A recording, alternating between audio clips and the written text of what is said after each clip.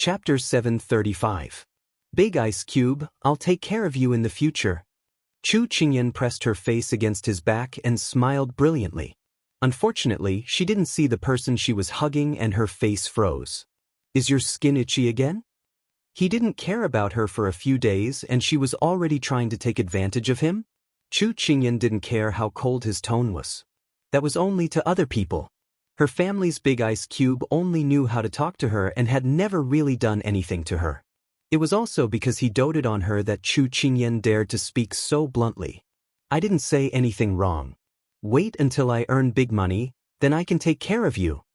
After Chu Qingyan said this, she quickly squatted down and avoided his outstretched hand.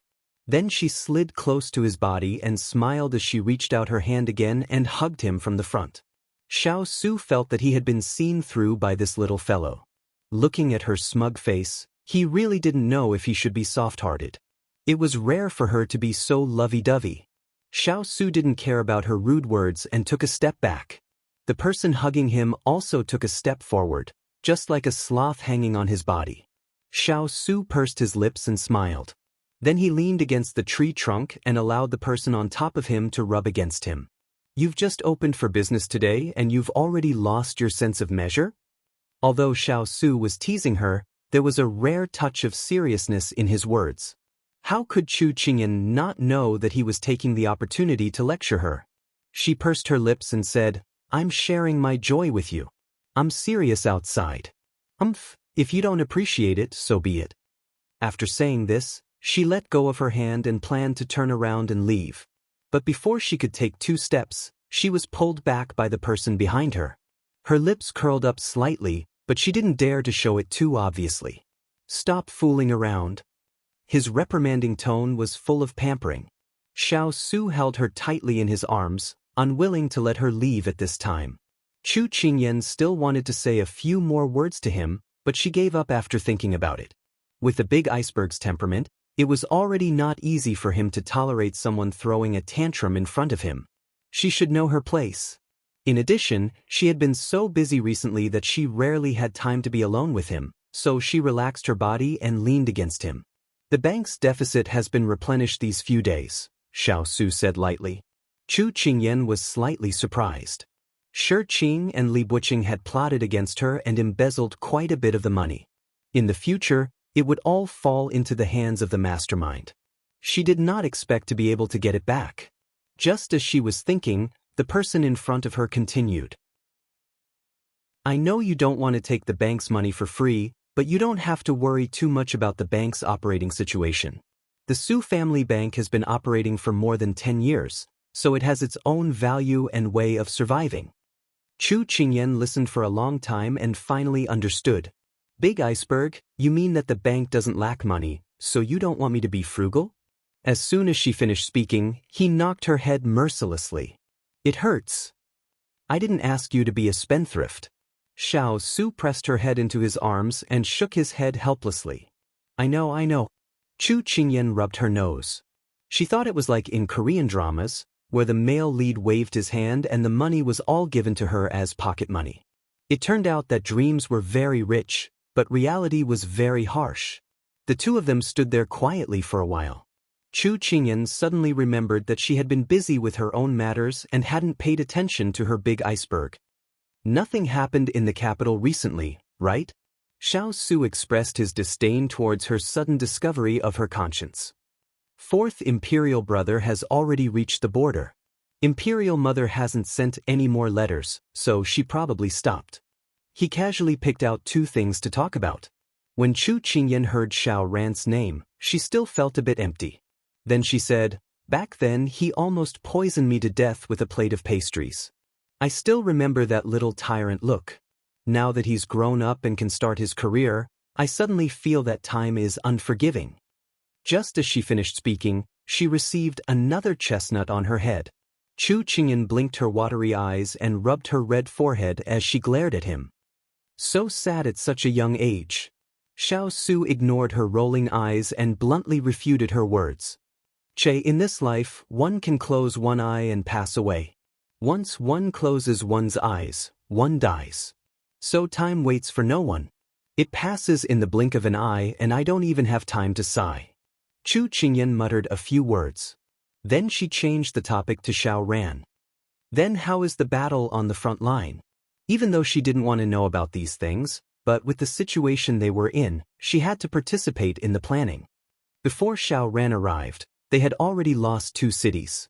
Xiao Su's voice was emotionless. Even Chu Qingyan, who was in front of him, could not tell what he was feeling. Then the situation is very urgent? I don't know if Xiao Ran can get the cities back. Chu Qingyan sighed softly. She didn't have much patriotic feelings toward Sichuan, but it was still the country she lived in. Even though they didn't share the same glory, they would share the same loss. Not hearing the big iceberg's reply, Chu Qingyan thought that maybe he didn't know either. Who could be sure about this kind of thing? Then do you know who's leading the troops in Nansong? Chu Qingyan was still a little curious about Nansong. I heard it's the prince of Nansong, Pang Huang. Xiao Su frowned at the mention of the man he'd met once. According to the information he'd gathered, this person was vicious and merciless. He was unconventional and wasn't easy to deal with. Hearing this name, Chu Qingyan also remembered their fight that day. She didn't have a good impression of this person. I didn't expect it to be him. The prince of Nansong is very crafty. I hope Xiao Ran won't fall in his hands. You're shooting your mouth off again. Xiao Su once again dropped a chestnut on her head. Chu Qingyan grimaced in pain. She jumped out of his embrace and said fiercely, "Is this how you treat your girlfriend? Always flicking other people's heads. Don't you know what it means to have tender feelings for the fairer sex? I'm not your pet and I'm definitely not your child. You better have a proper attitude for this lady.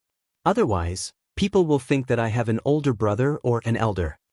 Xiao Su was left speechless by her string of words. Just as he was about to put on a fierce expression, he was once again checkmated by her. Look, you're teaching people a lesson again. How are you acting like a boyfriend at all? Your performance these past few days, I'll give you a bad review. Chu Qingyan angrily stomped her feet. After saying this, she used her qinggong and angrily ran away. Xiao Su looked at his empty hands and then looked in the direction that a certain person ran off in.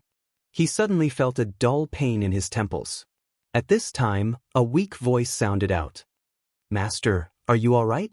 Xiao Su turned around and gave a cold look. This aura was enough to make a person's legs go soft. Hua Ling said in a trembling voice, "Sir Lin just sent someone to deliver a letter."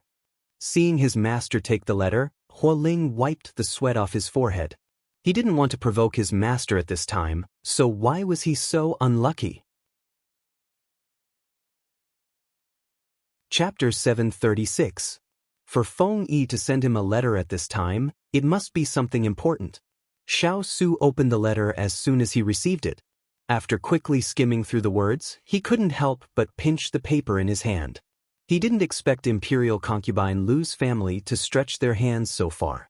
Not only were they involved in the salt smuggling, they even wanted to get their hands on the armory. Draw up an invitation later. This prince needs to go to the Lin Manor tomorrow. When Xiao Su opened his fingers, the letter had already turned to ashes in his hand. Although he didn't interfere with the affairs of the imperial court, he wouldn't allow these people to disturb the peace of the Sichuan. Since they had the courage of a bear and leopard, they should be prepared to be exposed. Yes. Hua Ling agreed. After a moment, Xiao Su asked, "What has Ethereal been doing these days?" Replying to Master, after Ethereal returned, he studied a prescription in his pharmacy. In recent days, the seasons have changed, and his subordinates have caught a cold. He's treating them. Everything is normal, and you can't tell that he's in a bad mood. Moreover, I haven't seen him look for Miss Cheng recently.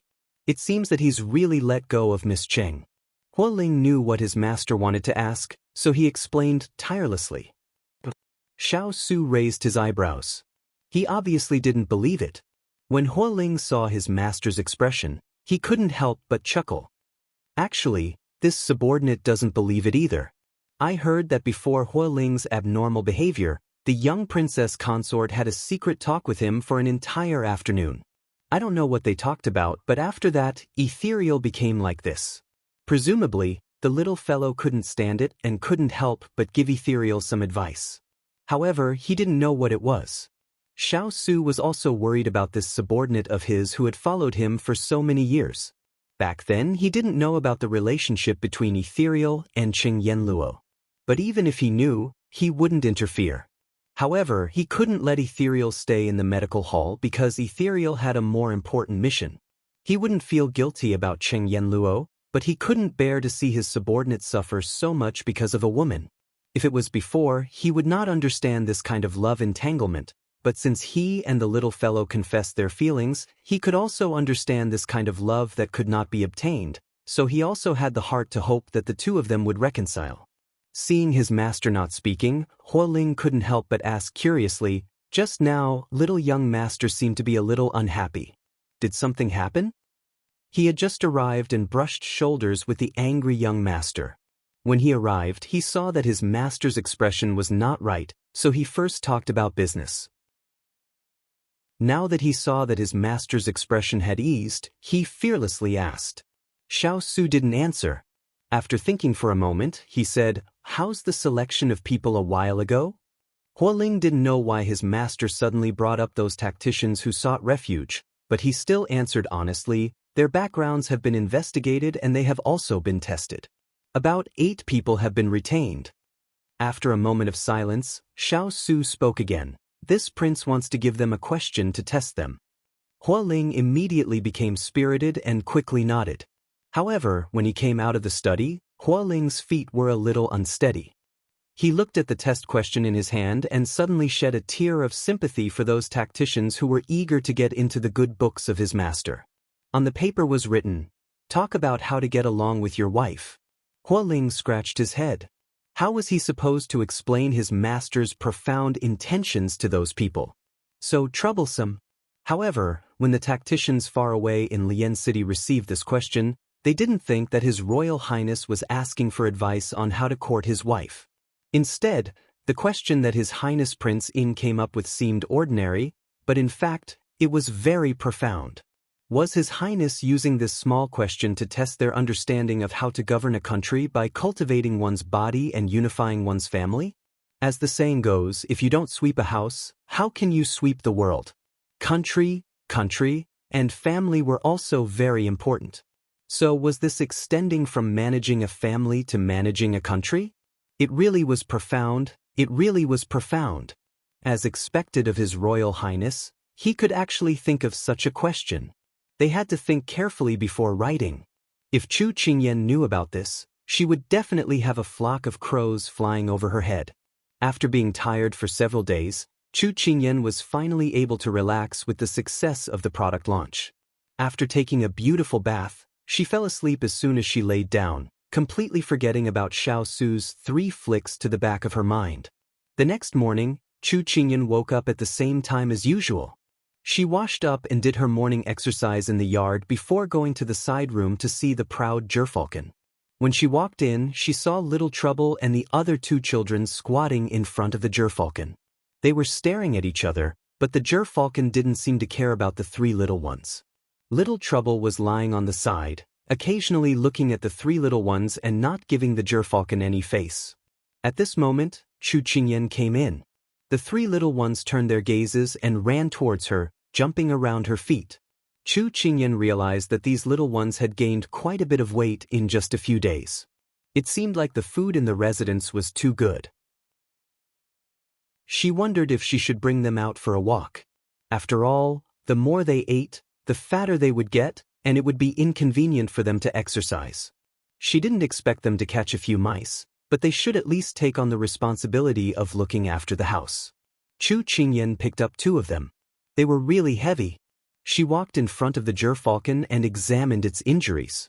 Jean Xen said that the gerfalcon still needed to rest for half a month because of its serious injuries. Chu Qingyan said to the dispirited gerfalcon, "Little Hai, don't feel wronged. When you've recovered, I'll let you go. Otherwise, I won't be able to rest assured if you leave now." She didn't know if the gerfalcon understood her, but she would come over and chat with it when she had time. To be honest, she quite liked the gerfalcon. Whether it was its appearance or its proud temperament, it suited her temperament, although the gerfalcon always ignored her. After chatting for a while, Chu Qingyan put down the two little ones and let Little Trouble play with them. Since the gerfalcon was quite bored, it was better to let these lively little ones relieve its boredom. Chu Qingyan patted the white fur off her body and went out. Today, she had to go to Hibiscus Pavilion to take care of things. Ah, isn't that an eagle? Yes, your eyes aren't playing tricks on you. It's an eagle. I don't know what's going on recently, but there are so many eagles hovering in the sky. It's so scary. I don't know what's going on, but I feel scared when I see those eagles. When I go back, tell the children not to run around if there's nothing important. Otherwise, what if they're taken away by the eagles? The discussion continued. Sitting in the carriage, Chu Qingyan closed her eyes to rest. The streets were bustling with noise, and she wasn't in the mood to listen, so she didn't hear the discussions outside. Jean Exen drove the carriage and paid close attention to both sides, so he didn't pay attention to the words of the passers-by. The carriage slowly made its way to Hibiscus Pavilion. When Chu Qingyan arrived at Hibiscus Pavilion, someone was standing guard in an alley not far away. When he saw her appear, he immediately turned to report to his master. Chapter 737. You're so early today. Hua Xiuli greeted her with a smile as soon as she got out of the car. Looking at the refreshed Hua Xiuli, Chu Qingyan was also influenced by her. She smiled and said, "The early bird gets the worm. But the early worm gets eaten by the bird." Hua Xiuli replied. Chu Qingyan shook her head and said, "That depends on what you want to do." They walked side by side into Hibiscus Pavilion. Hua Xiuli said, "Everything has been done according to your instructions. Today, the limited supply will start on a first-come first-served basis. The price is still the same as before. The original price will be sold in 3 days." Chu Qingyan nodded and her eyes fell on the shop assistants. These girls were originally very ordinary, but they were down-to-earth and hard-working. After going through Yenlua's etiquette and makeup training, they seemed to have been reborn, as if they had changed into another person. Whether it was their behavior, clothes, or makeup, they were simply impeccable. In the past, if they were thrown into a crowd, they would be drowned out. Now, even among beautiful women, they could fight for a place. This huge contrast was, in fact, one of her publicity strategies. What was more persuasive than experiencing it yourself? The business on the second day was even better than the first. Good things would set off an irresistible trend as long as they were passed on from mouth to mouth. The onlookers couldn't help but rush into the store when they saw that the customers had such a good trial effect. Chu Qingyan, fortunately, you've made adjustments. Otherwise, how could our products withstand the crazy rush of these people? Hua Xiuli was squeezed out by the surging crowd. At this time, she patted her chest and said with lingering fear, "Just now, there were a few people who almost fought over the goods." Chu Qingyan looked at the increasing number of customers and frowned slightly. "Xiuli, later we'll hire a few strong women to maintain order in the shop." Hearing this, Hua Xiuli pondered for a while and suddenly understood why she invited an old woman instead of a man. It was because the customers who came to buy were basically delicate customers. If a man offended them, it would have a negative impact on the shop. She didn't say anything more and nodded. She kept this matter in mind. "By the way, why didn't Yen Luo come with you today?" Hua Xiao suddenly remembered something after she was so busy that she felt dizzy. "She's been researching the recipe I gave her recently. If she's successful, we'll have a few more types of products." Since Hua Xiao was her business partner, she didn't hide anything. Hua Xiaoli nodded in surprise. "I'm not trying to boast, but these continuation products of yours are really good stuff. I saw that after my aunts used them, they became a few years younger. Their mentality also improved a lot. They no longer have to find matchmakers for me when they have nothing to do." Chu Qingyan couldn't help but be amused by Hua Xiao's words. There are no ugly women in this world, only lazy women. As long as you take care of yourself, it may be difficult to stay young forever, but it's still possible to delay aging, brighten your skin, and bring out your most beautiful side. Hua Xiao's eyes widened. "It feels like you're advertising your product. You're so serious and official." Ever since Hua Xiaoli had stayed with Chu Qingyan for a long time, she was able to use the new vocabulary she had learned from her with ease. Chu Qingyan shrugged and smiled. Isn't that the case? Hua Xiaoli couldn't refute because what Chu Qingyan said was indeed the truth. Let's not talk about anything else. Just by using those products, she felt like she was about to fall in love with herself. The two of them sat in the inner room. With Yang Xiaohuan and Xining helping them in front, they felt relieved. In 2 days, I'll have to make a trip back to Lian City to build the flower base so that we can use the raw materials in the future. Chu Qingyan sipped her tea and talked about the next step of the plan. Yes, even the cleverest housewife can't cook without rice. Our products are selling so well. If we don't follow up, I'm afraid it'll be difficult to continue. Hua Xiaoli nodded and then sighed. If it wasn't for my father throwing all the family business to me, I'd also want to go with you. Unfortunately, I'm tied up with many things. Chu Qingyan put down her teacup and sized up the 16 or 17-year-old girl in front of her. Although it was difficult to tell her gender because she was dressed in men's clothing, and people who didn't know would easily be deceived by her romantic and elegant appearance, she was a genuine beautiful girl. Girls of this age should be embroidering at home, painting, or taking care of their husbands and children at home. Girls like her who were running around outside and carrying the family business were few and far between. Although Hua Xiaoli always had a carefree look, Chu Qingyan knew how busy she was. Apart from Hibiscus Pavilion, there were more than 10 shops, rice stores, pawn shops, restaurants, and so on. This time, she was able to take out so much time and energy to continue the product, which made Chu Qingyan feel very touched. At this time, Chu Qingyan blinked and had a little scheme in her heart. Hua Xiaoli, do you have someone you like? Hearing this, Hua Xiaoli, who was still talking cheerfully, immediately became alert. Why are you asking this? Don't tell me you want to be a part-time matchmaker? Chu Qingyan laughed in spite of herself. I'm just asking, don't be so sensitive. Besides, men should get married when they're of age, and women should get married when they're of age. Isn't that very normal? Hua Xiaoli snorted coldly. I knew you didn't have good intentions. Don't put your ideas on me. I, Hua Xiaoli, don't want to depend on a man to live. I'd rather not get married for the rest of my life. Chu Qingyan spread her hands. All right, I originally wanted to say that if I see a handsome man who is compatible with you along the way, I'll be your matchmaker. But after hearing what you said, I'll just take it that I'm worrying for nothing. Hua Xiaoli rolled her eyes.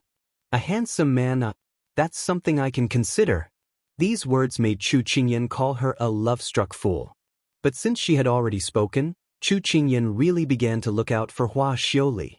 Because the product was limited in quantity, it was basically sold out before afternoon. Hua Xiaoli had already been called away because of other shops, so after Chu Qingyan ordered her subordinates to prepare the goods, she planned to go back. She left Yang Xiaohuan to make the follow-up arrangements while she brought Xining and Jin Xian out of Hibiscus Pavilion. Just as they were about to board the carriage, a manservant ran over. Young Master Chu, my young master invites you. Hearing this, Chu Qingyan stopped what she was doing and turned to look at the manservant. She felt that this person was somewhat familiar, but she remembered that she had a small argument with Big Ice Cube last night. At this moment, she was anxious to go back and cultivate a good relationship with him. But halfway through, this person came out of nowhere, so she declined without thinking. There's an emergency at home. Next time. After saying that, Chu Qingyan was about to put down the curtain, but she didn't expect the manservant to say in a strange tone, "Then don't blame us for being unreasonable." As soon as he finished speaking, dozens of thugs immediately rushed up and surrounded the carriage. Chapter 738. When Chu Qingyan saw this, a light flashed through her mind. She suddenly remembered who that manservant was. She raised her hand, indicating for Xiao Lai to not move in the dark. Then, she turned to look at the manservant with his chin raised high. She smiled faintly and said, "There is no need to use such a big formation. This young master will just follow you." Jinshin had just touched the weapon at his waist when he put it down. He jumped off the carriage and followed closely behind his master with Xining, his expression cautious. That manservant looked at Chu Qingyan and her servant. Seeing that they were tactful, he waved his hand to dismiss the thugs and returned to his respectful appearance. "Young Master Chu, please follow this servant." Chu Qingyan nodded and followed behind him. They walked straight ahead and turned a corner, entering a magnificent courtyard. Chu Qingyan thought that there were not many people who could brazenly kidnap people in front of other people's shops. So when she saw the person sitting on the main seat, she was not surprised at all. "Second young Master Chen, long time no see." Chu Qingyan stepped through the doorway and greeted him. Chen Mingyi stood up to welcome her. "Young Master Chu, the last time we parted, it was more than half a month. Every time I wanted to ask you out, I couldn't find you. Until today, this one sent someone to wait for you at Hibiscus Pavilion to invite you over. It's really not easy to see you." After exchanging pleasantries, Chu Qingyan did not give him a chance to get to the main topic. Instead, she pulled him to chat about this courtyard. "On the way here, I saw a lot of orchids in the courtyard. It seems that second young Master Chen is also a flower lover. This one doesn't have many hobbies, but I like to plant some flowers and plants. It's a pity that these orchids are precious and can't be grown. It's really a headache." Chen Mingyi always wanted to talk business with her, but he saw that she kept talking about other things. Although he was anxious, he knew that this was a good chance to win her over. But he was not good at planting flowers and plants, so he changed the topic. "These flowers and plants are the responsibility of this courtyard's housekeeper. If young Master Chu likes them, this young master will have someone send a few pots to your residence. Today, I invited young Master Chu here to discuss something important." "You want to get straight to the point so soon?" Chu Qingyan took a sip of tea and said with a smile, "I'd love to hear the details." These past 2 days, the city has been crazily talking about the products of the Continuation brand. This young master heard that these products were all made by young Master Chu. Is that true? Although Chen Mingyi was only 16 or 17 years old, he couldn't help but put on airs in front of Chu Qingyan, who was younger than him. He had always been proud and arrogant and couldn't tolerate people younger than him winning over others. Hearing his impolite tone, Chu Qingyan smiled and didn't want to stoop to his level. "It's true." Chen Mingyi narrowed his eyes. The Hua family's main focus is on rice and wine. They don't touch much on clothing and cosmetics. In terms of business, they can't compare to our Chen family. Our Chen family has a century-old name. Our ancestors relied on this to become rich. Even the imperial palace's first choice is our Chen family. Second young Master Chen's meaning is? Chu Qingyan pretended not to understand and asked. "I previously invited young Master Chu to work together, but young Master Chu declined. Now, I still want to mention this matter. Young Master Chu has products that women in Jiangnan scramble for, and our Chen family has more formal and extensive channels. If we work together, we will be invincible. This is the way of the king. Just like marriage, we also pay attention to matching families. I feel that the Hua family is not a good match. Even if Hibiscus Pavilion sales were higher than Fragrant Powder Pavilions, it was because young Master Chu helped behind the scenes.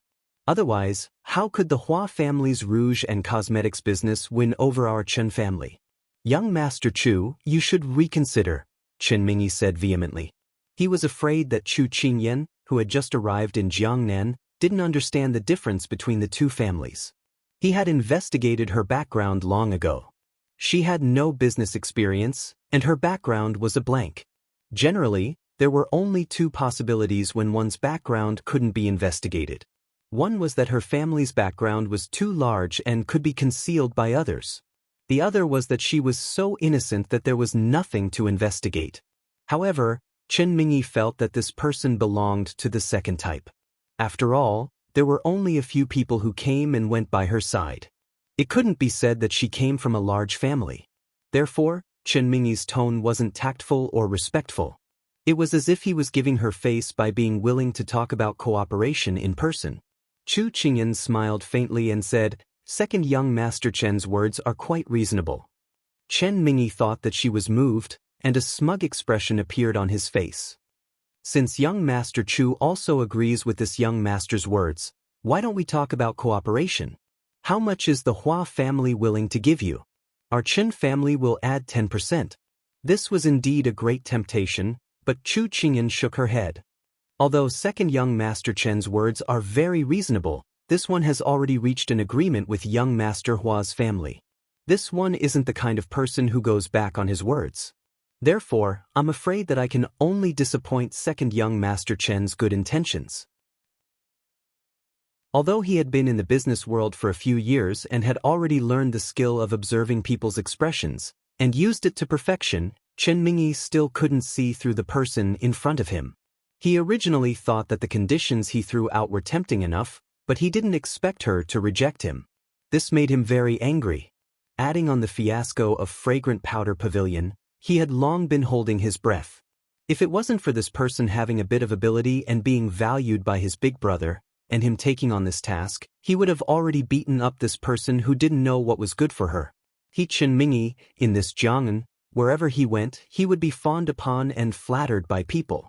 How could he be bullied again? This young master feels that young Master Chu hasn't thought through the benefits involved. How about young Master Chu temporarily stay here? Doesn't young Master Chu like the orchids in this courtyard? This young master will have the housekeeper bring a few servants over to discuss with young Master Chu how to cultivate orchids. How about it? Chen Mingyi said with a smile that didn't reach his eyes.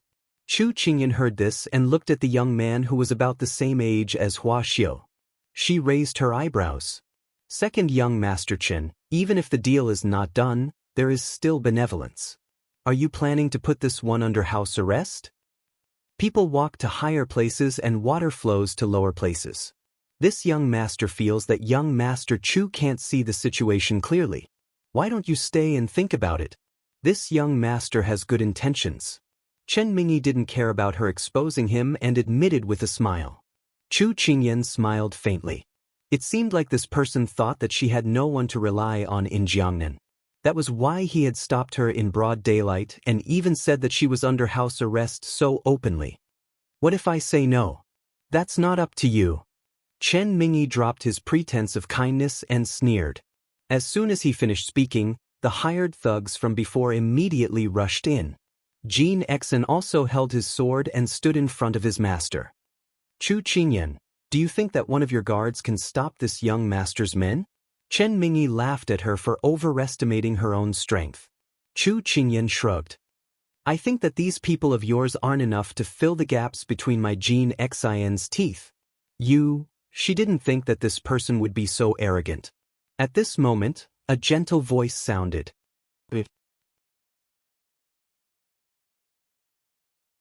Chapter 739. When this voice came out, it was like a warm spring breeze that dissolved the cold atmosphere. Chu Qingyan had never heard this voice before, but she felt that this voice did not lose to Lin Fengyi's. However, Chen Mingyi's expression changed when he heard this voice. His arrogant expression also became uncomfortable. This made Chu Qingyan even more curious about the identity of the person who came. Mingyi, ask them to leave. As soon as the voice fell, a man in green appeared outside the door. His facial features were similar to Chen Mingyi's, but his brows were more relaxed and handsome. He had a faint smile on his face.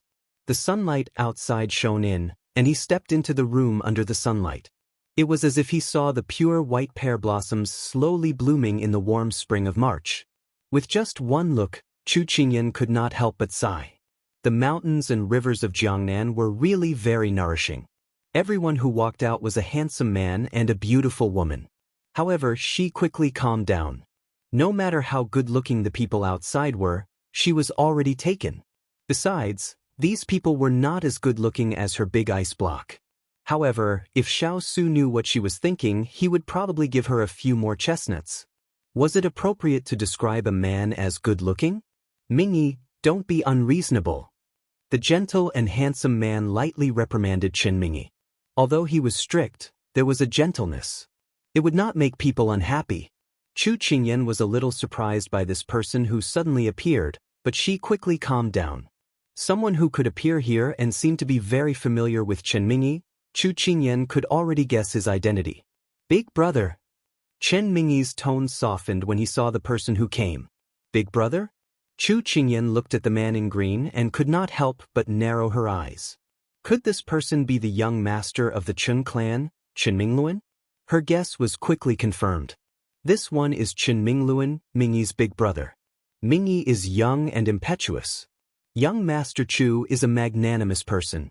If he offended you just now, please forgive him. Chen Mingluan cupped his hands and said apologetically. His words and actions were perfect, and no one could find fault with him. Chu Qingyan raised her eyebrows. You have said all the good and bad things. What else can I say? Sure enough, the words of people who walked in the business world were impeccable. Great young Master Chen, you are exaggerating. I am not an unreasonable person. Chu Qingyan smiled. Who didn't know how to be polite? Chen Mingluan looked at her deeply. It was rare for someone at her age to be able to keep her composure. He didn't linger for long. Instead, he glanced at the people standing beside him. Get everyone to leave. It's not convenient to talk with so many people gathered here. Chen Mingyi still wanted to say something, but when he saw the pressure in his big brother's eyes, he immediately waved his hand embarrassedly and dismissed him. Seeing that the enemy had retreated, Chu Qingyan also raised her hand to signal Jin Xian to put away his weapon. Young Master Chu, please take a seat. Chen Mingluan walked to the main seat and sat down. Chu Qingyan originally wanted to leave, but Chen Mingluan's sudden appearance changed her mind. Although she was cooperating with the Hua family, the Chen family was also a local in Jiangnan. As the saying goes, it's better to squash enmity than keep it alive. Perhaps they couldn't cooperate, but at the very least, they should mind their own business. Therefore, Chu Qingyan took advantage of the situation to stay. However, she didn't take the initiative to speak. Instead, she waited for the other party to speak first. At this time, the right thing to do was to deal with each move as it came. May I ask where young Master Chu is from? Chen Mingluan smiled gently. My family lives in the Lianqing area. I just arrived in Jiangnan last month. Since he called out her name, it was clear that they had already investigated her background. However, what they found was probably just the tip of the iceberg. Therefore, she gave the answer that everyone knew. Although I'm from Jiangnan, I have to say that Jiangnan's scenery is one of the best in our Sichuan. May I ask if young Master Chu has gone out to play after being here for so long? Chen Mingluan spoke as if he was chatting about daily life. He was kind and relaxed. Chu Qingyan smiled and shook her head. I only walked past the willow banks. I didn't have time to walk around. After all, I have to prioritize my career. Otherwise, how can I support my family in the future? It was her dream to be Big Ice Cube's sugar daddy. When she thought of this, she recalled the quarrel between the two of them last night. She couldn't help but miss Big Ice Cube. She wondered when this conversation would end.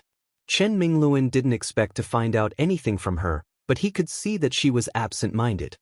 He raised his eyebrows slightly, but quickly suppressed them. He continued, young Master Chu is very ambitious. Unlike Mingyi, he's not mature enough. Compared to young Master Chu, he's still like a child who hasn't grown up. Chu Qingyan didn't think much of this sentence when she first heard it, but she quickly understood what he meant. He was still trying to excuse Chen Mingyi's behavior just now.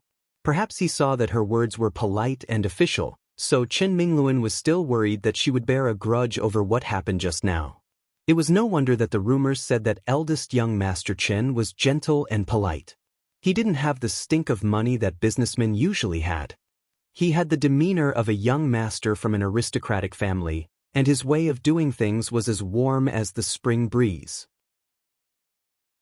Everyone who worked with the Chen family all praised his bearing and manner of speech. It was indeed very comfortable to talk to him. However, there was another rumor. Those businessmen who had been forced into bankruptcy by the Chen family said that Chen Mingluan looked gentle, but his methods were ruthless and decisive. Once they stood on the wrong side, they would be suppressed by him until there was no way for them to make a comeback. Chu Qingyan's expression became more serious. She looked at Chen Mingyi, who was angry but didn't dare to speak. She smiled. Second young master has a straightforward personality. It's already very admirable that he can take on the family business on his own. As soon as she finished speaking, Chen Mingyi snorted softly, expressing his disdain for Chu Qingyan's praise. However, after receiving his eldest brother's gaze, he put away his expression. Chen Mingluan laughed and shook his head. I know his personality very well. Young Master Chu doesn't need to excuse him. Chu Qingyan choked and cursed in her heart. You said so much just now, wasn't it just to let me give your brother a way out? However, it had to be said that Chen Mingluan was a master of conversation. It didn't take long for him to create a very relaxed and harmonious atmosphere. If someone didn't know better, they would have thought that they were good friends who had known each other for a long time. Chen Mingluan had someone prepare a new cup of tea, then introduced it to Chu Qingyan. This is Longjing before the rain. The taste is not bad. Chu Qingyan, you can try it. At this time, Chen Mingluan had already called out Chu Qingyan's full name very familiarly. Chu Qingyan didn't refuse and tasted a mouthful, showing an expression of approval. After chatting for so long, even Chen Mingyi couldn't sit still anymore. Chu Qingyan felt that it was time to get to the main topic. Recently, there has been a sudden trend in the city.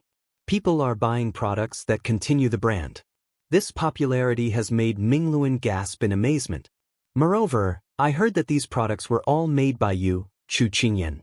Mingluan was even more surprised. Chen Mingluan wasn't stingy with his praise and looked at Chu Qingyan with bright eyes. Eldest young Master Chen is too kind. Then Mingluan would like to ask, where did you get such a unique product, Chu Yan? Chapter 740. Chu Qingyan looked up and met Chen Mingluan's inquisitive gaze. Although the light disappeared into the depths of his pupils, Chu Qingyan did not miss it. Her heart trembled. What a sharp gaze. She lowered her eyes and pinched the cup lid with her fingers. She lightly tapped the edge of the cup and smiled faintly. The recipe for these products was passed down from my ancestors. My father did not inherit it, so it was passed down to me. I want to carry it forward and not let my ancestors down. I see. Chen Mingluan smiled and picked up the teacup to take a sip. Chen Mingyi, who was restrained by his eldest brother and did not dare to speak, could not help but speak up. Ancestors? Then why is it that our Chen family has been doing business for so many years, but this is the first time we've seen such a product? His tone seemed to say that she was just fooling around. Chu Qingyan was not angry. There are so many things in this world.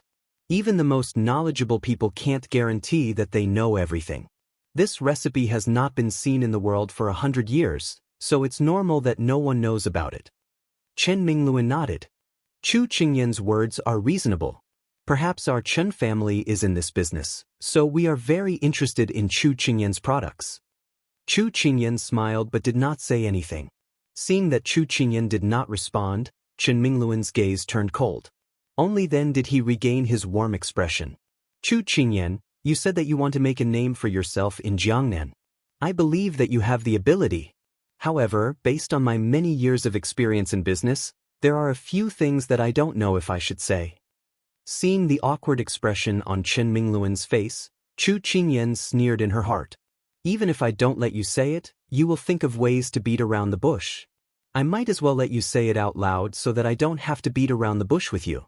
Eldest young master, you are more experienced than me. Please advise me.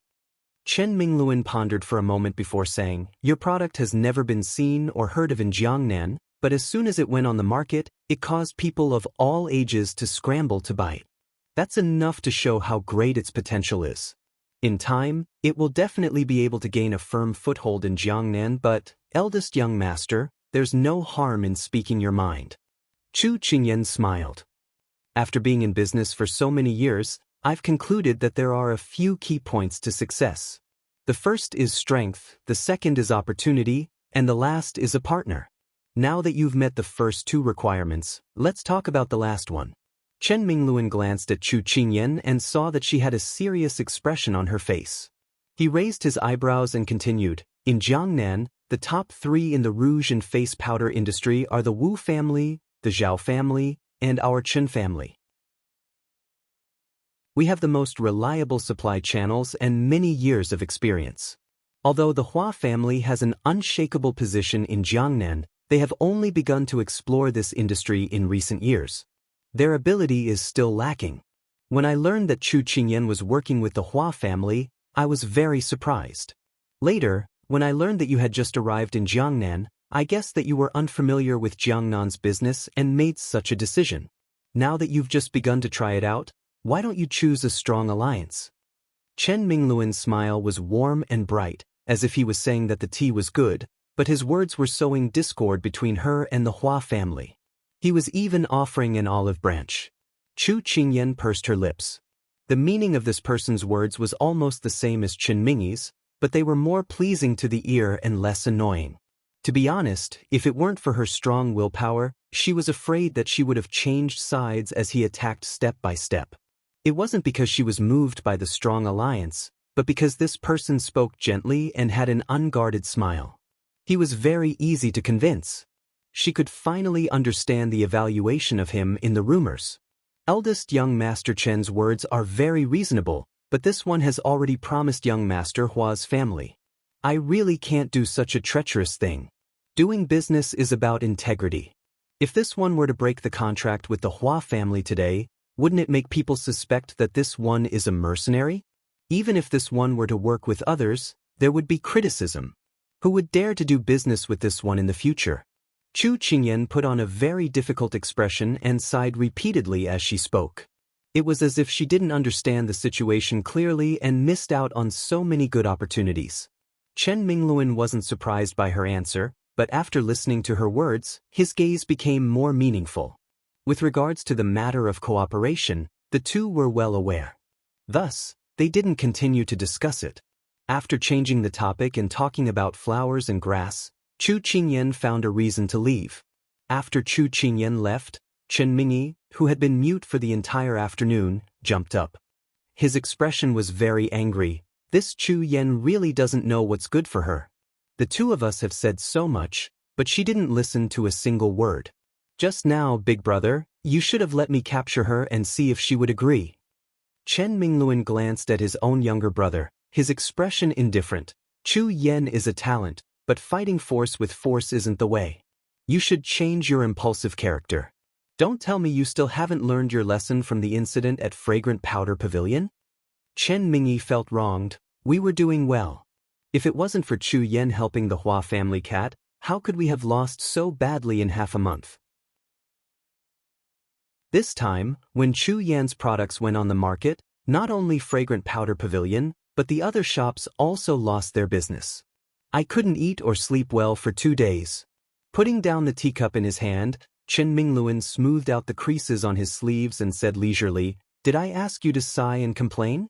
The important thing is to learn from other people's strengths. If you can't eat or sleep well, will it help our business?"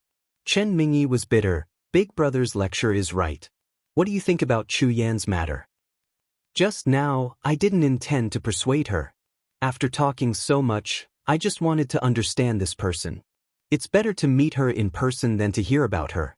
Only by knowing yourself and your enemy can you win 100 battles. Chen Mingluan smiled faintly, a trace of contempt appearing in his eyes. Chen Mingyi immediately became interested. Big brother's meaning is? Chen Mingluan chuckled. His tone was very different from before. It had a hint of coldness. Since she isn't willing to terminate her partnership with the Hua family, then we will make it so that she can't continue working with us. At that time, even if we don't show up, she will have no choice but to work with us. Today, we have shown enough sincerity. I think that in the future, the first thing she will think of will be us. Hearing this, Chen Mingyi's eyes brightened. It seemed that Big Brother already had a countermeasure. He smiled contentedly. Then I'll see if she will still be so stubborn when the time comes. Chen Mingluan didn't reply. He quietly leaned against the back of the chair, recalling his conversation with Chu Qingyan. His eyes narrowed slightly. It had been a long time since he met such an interesting opponent in Jiangnan. Chapter 741. After leaving, Chu Qingyan naturally didn't know what the two Chen brothers were plotting after she left. After she boarded the carriage, she instructed Jin Xin and Xining, "Don't mention what happened today when you return. I will deal with it myself." Jin Xin agreed without any objections, but Xining was somewhat puzzled. "Mistress, the two young masters of the Qin family clearly aren't good people. Is it really okay to not tell His Highness?" Chu Qingyan raised her hand and knocked on her head. "Little brat, Clearly see who your mistress is. Don't side with outsiders. Then she turned her head and smiled at Jean Exing. I couldn't tell that this girl, Xining, also learned how to judge people. Jean Exing drove the carriage and nodded when he heard this, the corner of his mouth slightly hooked up. At this time, Xining covered her forehead and muttered, Sooner or later, you will become a family with His Highness. This servant isn't siding with outsiders. Chu Qingyan's face heated up. She closed her eyes and leaned against the wall of the carriage, not preparing to pay attention to this girl who had completely turned away. After instructing Jean Exing and Xining, Chu Qingyan was no longer worried about the hidden Xiao cavalry. These people originally belonged to the Xiao cavalry in Jiangnan. After they followed her, they became her personal guards. Although they still belonged to the Xiao cavalry, their immediate superior was already her, so they only needed to listen to her orders. Seeing that her mistress was ignoring her, Xining went to find her allies. She poked Jean Exing's back and asked with a puzzled expression, Why doesn't mistress tell His Highness anything? Jean Exing pulled on the reins and replied, Because mistress doesn't want to rely on His Highness's power. She wants to be independent. I see. Xining was somewhat annoyed that she didn't even see through her mistress's thoughts. At this time, Jean Exing added, In the future, don't casually poke a man's back. Xining felt very wronged. Not only was she ignored by her master, but she was also disliked by Jean Exing, this stuffy wood. She felt very tired. However, no one noticed that there were several giant eagles circling in the blue sky. Their sharp eyes were looking down, and no one knew what they were looking for. After returning to the residence, Chu Qingyan originally wanted to find Xiao Su, but when she heard that he was not in the residence, she gave up.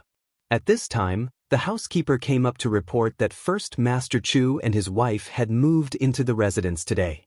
Chu Qingyan was very happy to hear this. She turned around and walked towards her parents' courtyard. Because the decision to move a few days ago was made at the last minute, Daddy said that he hadn't had enough fun with Jean Ling, so he decided not to move for now. Unexpectedly, they came a few days later. When Chu Qingyan arrived at the courtyard, there was no trace of her father. She only saw her mother sewing clothes with a needle and thread basket. Mother, you're here.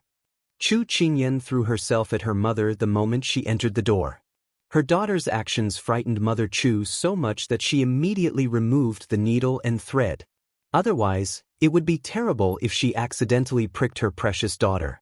How old are you? Why are you still so noisy? Mother Chu patted her daughter who was clinging to her shoulder and scolded her. Chu Qingyan chuckled. Mother, haven't you heard of this saying? No matter how old a child is, they will always be a child in front of their parents. Mother Chu was very pleased to hear this. Mother, what are you doing? After a while, Chu Qingyan leaned on the table and watched her mother pick up the basket again and start sewing. She couldn't help but be curious. I'm making clothes for you and your father for summer. Mother Chu lowered her head and answered as she threaded the needle. Isn't it still spring? There are still 2 months to summer. Chu Qingyan casually took a fruit from the side and took a bite. Mother Chu glanced at the pear in her hand and shook her head. You should prepare as soon as possible. Otherwise, it will be too late when it really comes. Chu Qingyan nodded. She knew how to prepare for a rainy day. At this moment, Mother Chu seemed to have thought of something. She looked up at her and asked seriously, Oh right, Kai Kai, have you never made clothes for His Highness before? This question almost made Chu Qingyan choke on the pear. After swallowing the fruit, she replied somewhat guiltily, Why should I make clothes for him? There are old servants in the manor, so I can just leave it to them. Moreover, the clothes he wears are very exquisite, so there are usually specialized people in charge of them. At this point, Chu Qingyan suddenly remembered that Qing Yi, who was in charge of these things, was no longer around. She couldn't help but stop talking. Moreover, she once wanted to call over Hong Yi, Huang Yi, and the others who were in charge of Big Ice Cube's daily life, but Big Ice Cube had been suppressed. Thinking about it this way, she realized that Big Ice Cube seemed to have been self-reliant for several years. Mother Chu didn't notice her absent-mindedness and said with a reproachful look, Although His Highness indulges you no matter what, You will be in charge of all of His Highness's daily life after you enter the prince's estate. You haven't made clothes, shoes, and socks for His Highness before, so you should learn to make a little now. Chu Qingyan blinked. She wanted her hand, which could hold a sword and an abacus, to hold a needle? Mother Chu couldn't help but smile at her daughter's dazed look. Mother knows what you're thinking, so I'm not asking you to take over all of His Highness's daily clothes. It's just that it's a heartwarming thing for men to wear the clothes, shoes, and socks made by their own daughter-in-law occasionally. Chu Qingyan pursed her lips and took her mother's words to heart. She didn't intend to be a housewife, but if it could make Big Ice Cube happy, it was acceptable to do it occasionally. So she said with a smile, "Mother, teach me." Okay, let's start with the basics. Mother Chu was very pleased to see that her daughter had this idea. She felt more and more assured when her daughter and son-in-law were a couple. It seemed that it was not a dream to have a grandson next year. Chu Qingyan rested her chin on her hand and watched carefully. She asked, "Mother, where did father go? I haven't seen him since I came here." He said he missed Xiao and Xiaofen. He's probably playing with them in your yard. Mother Chu couldn't help but smile at the mention of Father Chu. Anyone with a discerning eye could see that her parents were very close to each other. Chu Qingyan thought of how she had paid less attention to her parents recently because of business matters and felt guilty. She couldn't help but ask, "Is there any progress in father's condition?" "It's not very obvious." Mother Chu couldn't help but put down the needle and look serious. "Your father is fine except that he can't remember what happened in the past. He's a little playful." "Actually, Kai, Mother isn't." Mother Chu was halfway through her sentence when Father Chu's voice suddenly sounded outside the door. Daughter. Hearing her father's anxious voice, Chu Qingyan immediately stood up and ran out of the door. She saw her father running in a panic. "Father, what happened?" she asked immediately. Father Chu saw his daughter as if she was his savior. He immediately jumped in front of her and said anxiously, Kai, Xiao ran away from home." "What?" Chu Qingyan frowned. Not only Xiao, but Xiaofan and the 3 kids also followed him. They're all gone now. Father Chu was so agitated that he couldn't speak coherently. Chapter 742. Are they all gone? Chu Qingyan felt a headache coming on, but her father couldn't explain it clearly. Chu Qingyan immediately summoned Xiao Lai-chi, who was in charge of looking after the birds. In fact, there was no need for her to summon him. Su Er had already found them and explained the whole story in a few words. It turned out that the gerfalcons had been planning to sneak away for a long time, but because there were too many people watching over them in the bank, they didn't make a move. Now that they had moved, everyone was busy with their own matters, so they didn't pay much attention to them. That was how the gerfalcons got their chance. 2 hours ago, the gerfalcon had already escaped while no one was paying attention. When Chu Qingyan's father, who was playing with Little Annoyance, ran to the side room to check on the gerfalcon, it was already gone. At this time, Little Annoyance took the other birds and ran around the birdcage in the side room. It was so fast that no one could stop it. Chu Qingyan touched her forehead. The gerfalcon had not recovered from its serious injury, but it dared to run away from home. If it had recovered from its injury, she would have let it go. Unfortunately, it ran away with Little Annoyance and the others. Chu Qingyan looked at her father's face as if he had been abandoned by the whole world. She couldn't bear it, so she pulled her father's hand and comforted him. "This daughter will take people to find them for you." "No, father will go with you," Chu Qingyan's father said firmly. Seeing her father so persistent, she didn't object. After saying goodbye to her mother, she told the servants to wait for His Highness to come back and let him know. Then, she counted the number of people and quickly walked out of the house. Su Shiba, who had received the news earlier, had already sent people to search ahead. At this time, one of them came back to the door and reported, "Master, our people saw the gerfalcon in the mountains in the east." "Okay, we will go there." Chu Qingyan was about to go, but when she saw that Su Shiba still had something to say, she couldn't help but wait patiently. "Master, our people just met several hunters on the road. The gerfalcon was injured, and I am afraid that the situation is not good." After hearing Xiao Lai's report, Father Chu became even more anxious. Chu Qingyan's expression became serious.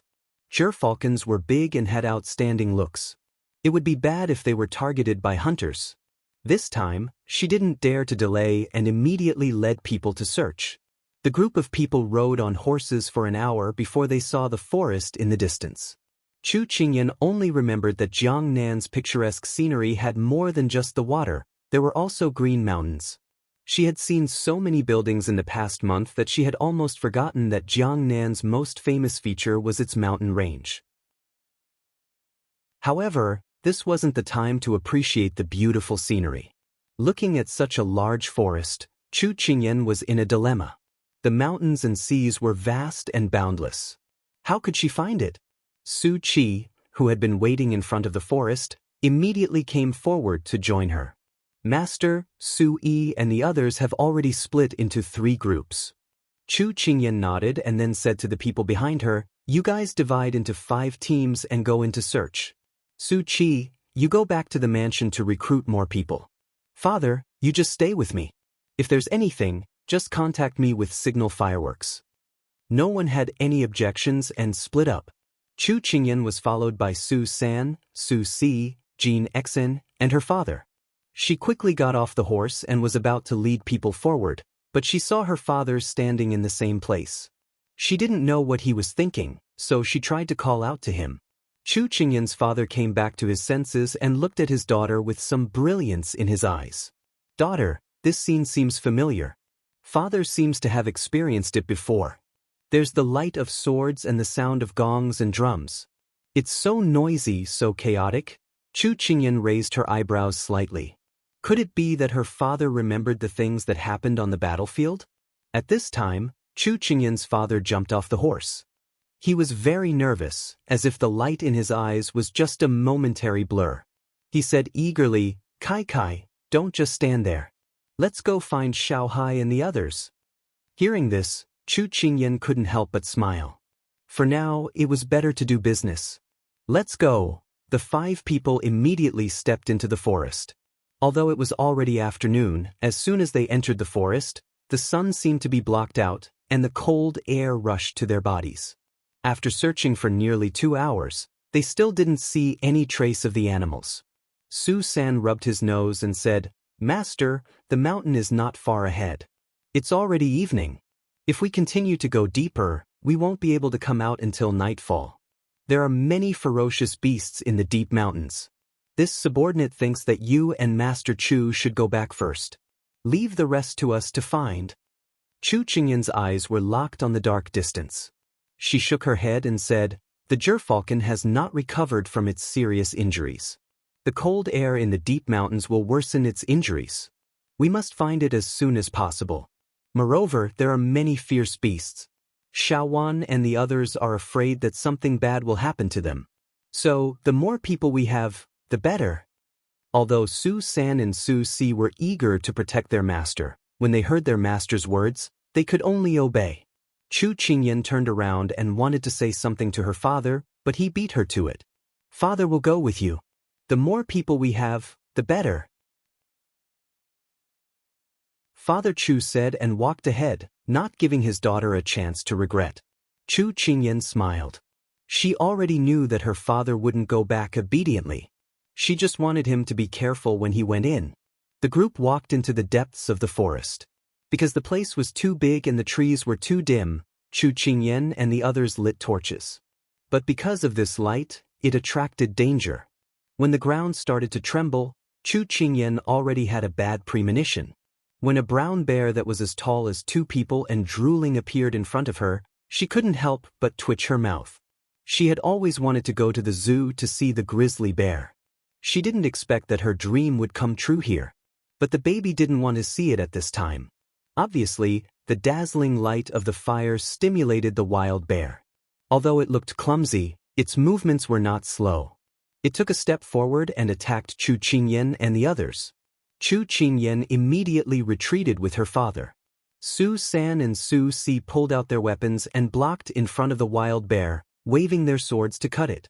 The wild bear had a strong body, and its bulging shoulders and back were strong. With a wave of its arms, Su San's weapon was knocked away. Su Si's long sword was grabbed by the wild bear and broken. Su San threw a punch at the wild bear's chest, but he was shocked and took 2 steps back. Su Si wanted to throw away his broken sword and fight with his bare hands. But in front of the wild bear, which was no weaker than a tiger, the two of them couldn't gain any advantage. Chu Qingyan saw that Su San and Su Si's clothes had been scratched by the wild bear, and blood stains were visible. They were also a little weak. She couldn't help but say a few words to her father and joined in the fight. With one more helper, the situation changed. But the wild bear was obviously used to being a tyrant in the forest. It was suddenly irritated, and its thick blunt claws slammed in the direction of Chu Qingyan. Chu Qingyan immediately raised her hand to block, but the wild bear's forearm was very strong. When it waved, it was very destructive. Even if Chu Qingyan used her internal force to resist, she was still pushed back a few steps. Her qi and blood surged, and she spat out a mouthful of blood.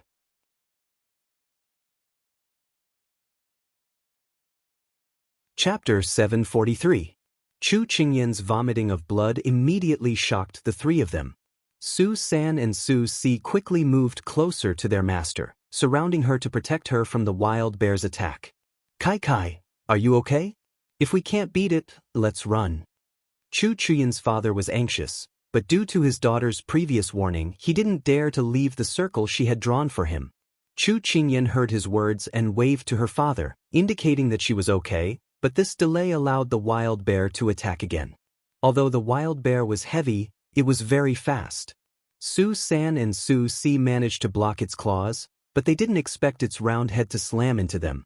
The 2 of them were knocked to the ground because they weren't prepared for it. Seeing that Su San and Su Si were injured, Chu Qingyan took a deep breath, stabilized her breath, and then held it, seriously recalling the information about grizzly bears in her mind. This adult wild bear wasn't something that could be subdued by ordinary people. Facing it head-on wasn't the way, it had to be outsmarted.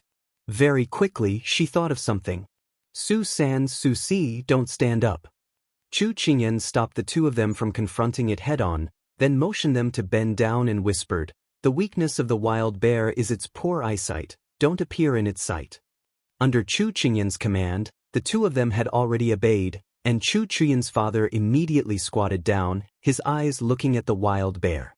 Sure enough, everyone's actions succeeded in making the wild bear's movement stagnate, but this was only a temporary delay. In the past, she had heard that if she met a bear in the mountains, all she had to do was to lie down and pretend to be dead because bears would not touch dead things. However, Chu Qingyan had also heard that bears had thorns on their tongues. If she was careless and was licked by a bear, it was very likely that the bear would lick her skin and flesh off. Therefore, it was better to be safe than sorry. She had to think of another plan. At this time, because the few people who were jumping in front of it suddenly disappeared, the wild bear sniffed around and quickly found the direction of Su San. Chu Qingyan's mind lit up when she saw this. Attack its nose, its eyesight isn't good, so it relies on its nose to distinguish. You guys focus on its nose. Su San and Su Si immediately nodded, and the direction of the attack also had a direction, all aimed at the wild bear's nose. The wild bear was also sensitive, aware that its weakness was being attacked. It also knew how to protect itself. After a few rounds, neither side gained any advantage. Chu Qingyan looked at the sky and felt that it wasn't a good idea to continue like this, so she decided to join the battle. But at this time, a grape-sized stone flew towards the wild bear at lightning speed and hit on its fragile nose. Seizing the opportunity when the wild bear was protecting its injured nose, Su San and Su Si pulled out the daggers tied to their thighs and quickly attacked the wild bear. The sharp blades stabbed into the thick and rough skin of the bear's arm. Then, with the unique technique of the fierce cavalry, the wild bear was quickly subdued. Chu Qingyan saw that the crisis was over, then turned to look at her father behind her.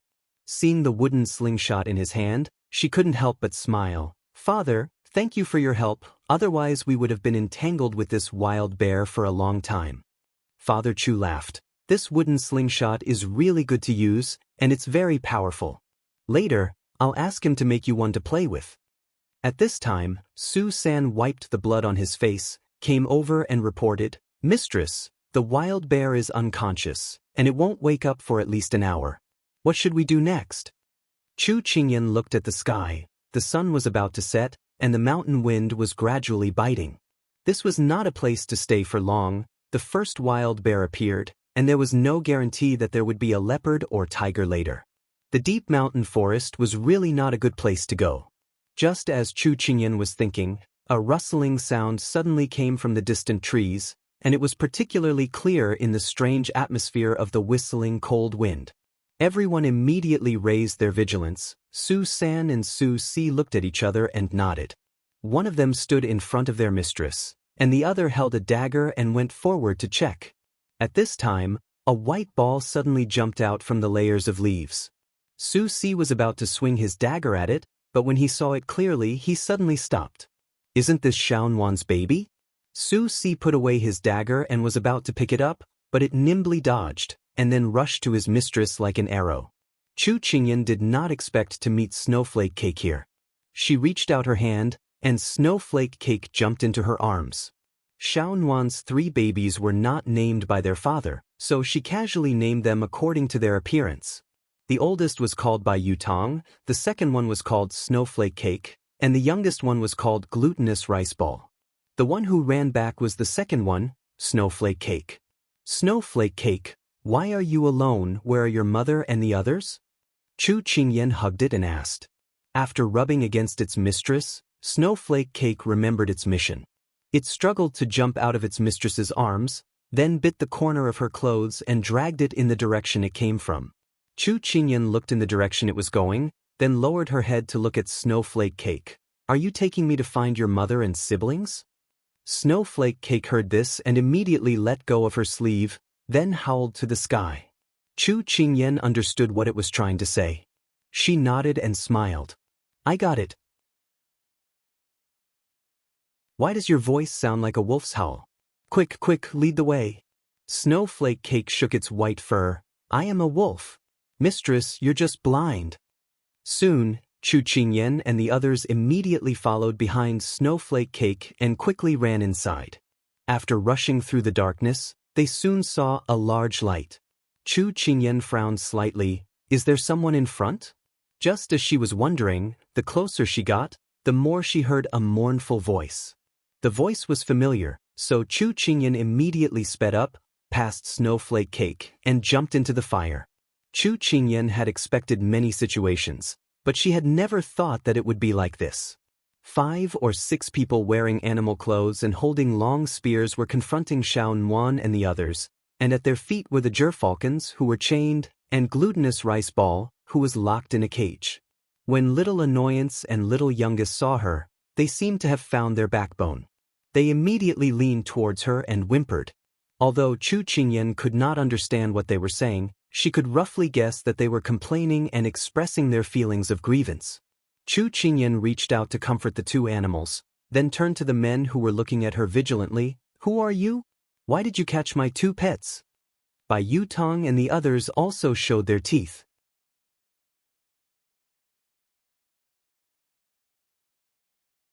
Chapter 744. When the gerfalcon saw Chu Qingyan, a glimmer of hope flashed across its eyes, but when it heard the word, pet, it immediately turned its head to the side.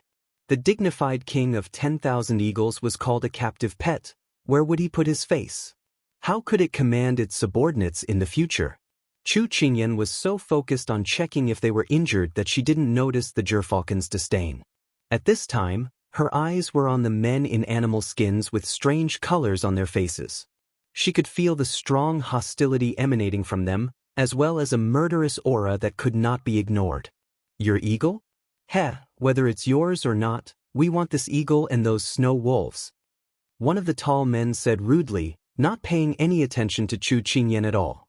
At this time, Su San, Su Si, and the others also arrived. When the 5 or 6 men in animal skins saw that there were more people, the sneer on their faces faded away and they looked at Chu Qingyan and the others warily. Hearing the tall man's words, Xiao Fan saw Glutinous Rice Ball locked in the cage and couldn't help but whimper at Chu Qingyan. "Snow wolves? Chu Qingyan was surprised when she heard the name clearly. Coincidentally, Xiao Fan whimpered at this time, confirming the tall man's words. Because these animals rarely made a sound, and because there were no strangers in the house, Chu Qingyan didn't pay attention to why they didn't bark like dogs. However, now was not the time to care about their identities. Her eyes turned cold. Who are you? How dare you take other people's things and yell at the owner? You don't deserve to know our identities. If you know what's good for you, get out of the way and we can still let you live. The tall man didn't pay attention to the jade-faced man in front of him at all, thinking that he was just a weak scholar who couldn't even truss up a chicken. Then let's see if you have the ability to take them away. Chu Qingyan's blood was boiling, and the injury she suffered just now was faintly acting up. She swallowed the blood foam, pulled out the software at her waist, and said to Xiao Fan, "Protect my father." She knew that little annoyance understood her, so she turned around and ordered Su San and Su Si, "Go!" The three of them held their weapons, not giving the beast-skinned men any time to react, and immediately attacked. The tall man and the others didn't expect them to be so stubborn. Their faces immediately darkened, and they waved their hands to order their three subordinates to block them. Although she didn't know where they came from, Chu Qingyan could feel that their martial arts were different from what she knew. When they first started to think about how to deal with it, it was difficult, but very quickly, they gained the upper hand. Xiao Laiqi's techniques were all killing techniques, and were different from flowery and impractical moves. The three of them were no match for him and retreated in defeat. Mr. Chu, little annoyance, and the others all stared unblinkingly at the battlefield with a hint of joy in their eyes. The tall man saw that the situation was not good, so he asked the two subordinates who were watching over the gerfalcon and glutinous rice ball to join the fight. She had just gotten rid of 2 people, and now 2 more came. Chu Qingyan had expended a lot of energy tonight, and she was getting impatient. She had wanted to study their moves a little more, but she was no longer in the mood to do so. At this time, the tall man suddenly raised the iron chain in his hand, and the gerfalcon was dragged up. For the sake of the king's face, the gerfalcon struggled to flap its wings, and the wound on its wound burst because of the force it used to flap its wings, and blood quickly dyed the gauze red. "Boy, if you want it to live, then stop." The tall man threatened with a treacherous smile. Chu Qingyan's attention was diverted to the gerfalcon before, so when she saw him pull out a long sword and put it near the gerfalcon's neck, she couldn't help but subconsciously stop. The person who was fighting with Chu Qingyan took the opportunity to attack her chest. "Master!" Su San and Su Si cried out in horror. "Kai Kai!" Mr. Chu was so scared that his eyes widened. Chu Qingyan heard the shout and wanted to dodge the attack, but her breathing was unstable at the moment, and the pain from her wound made it impossible for her to dodge. When she was sent flying, Chu Qingyan clearly heard the sound of her bones cracking. Could it be that they were broken? When the scene in front of her quickly receded, Chu Qingyan felt as if many things had been slowed down, and they were magnified and clear in front of her eyes. Her father's cry of pain, Su San and Su Si's shock, little annoyance rushing over, the gerfalcon's shock, and was she seeing things? Why did she see a black figure quickly flying towards her on the branches and leaves? She blinked, and before she landed, she saw who it was. It was Big Ice Cube with an angry face. "Hey, Big Ice Cube," she pulled the corner of her mouth, revealing a smile that was uglier than crying. As soon as she finished speaking, she fell into his arms. With a spin of her feet, he landed steadily with her in his arms. "Don't talk." Xiao Su originally wanted to scold her for being careless, but when he saw the blood coming out of her mouth, he immediately closed his arms and looked at her with pity. When he saw her being hit, her whole body swayed, and then she was sent flying like a kite with a broken string. He felt suffocated and wished that he was the one who took the hit for her. She was right in front of him, but he couldn't reach out to protect her. The bitterness in his heart was indescribable. "I'm fine." She lightly coughed and was weak. It seemed that her injury this time was not light. Xiao Su's eyes were dark. He reached out and pressed a few of her major acupuncture points, then turned around to look at the men wearing animal skins. 2 of them were already subdued by Su San and Su Si. The tall man and the others were also forced to kneel on the ground by the fire spirit Turin. Chu Qingyan narrowed her eyes and looked at the tall man. She found that his shoulder had been pierced by an arrow. Only when Hai Dongqing regained his freedom did she let out a sigh of relief. As for Hai Dongqing, he forgot to struggle when she was injured and fell to the ground. When he saw that she could still move, he gasped for breath. It's enough to leave one behind. Xiao Su's face was so gloomy that it could drip water. His cold eyes swept over the struggling people and he slowly gave this order. Su-san, Su-si, and the others did not show any mercy when they heard this. Daring to make a move against their master, they simply did not want to live anymore. Especially the person who injured their master, they would not let him die so easily. The tall man was left behind. He quickly wanted to grab the knife on the ground and kill himself, but he was knocked down by the fire spirit. At this time, he narrowed his eyes and wanted to bite the poison in his teeth, but Turin saw through him. He reached out and grabbed his chin, removing the poison in his mouth. Seeing that he couldn't die, the tall man said in a hopeless manner, "Why don't you kill me with a knife? Give me a quick death." He only heard Xiao Su's iron-blooded smile. "You want to die? Sure, but it won't be that easy." Feeling the suffocating pressure, the tall man began to panic. He shouted at Xiao Su, "What are you doing? This person was not worth his time." Xiao Su directly handed him over to Hua Ling and the others to deal with. He felt that the person in his embrace was in a mess, so he immediately lowered his head to look at the person in his embrace, Ian.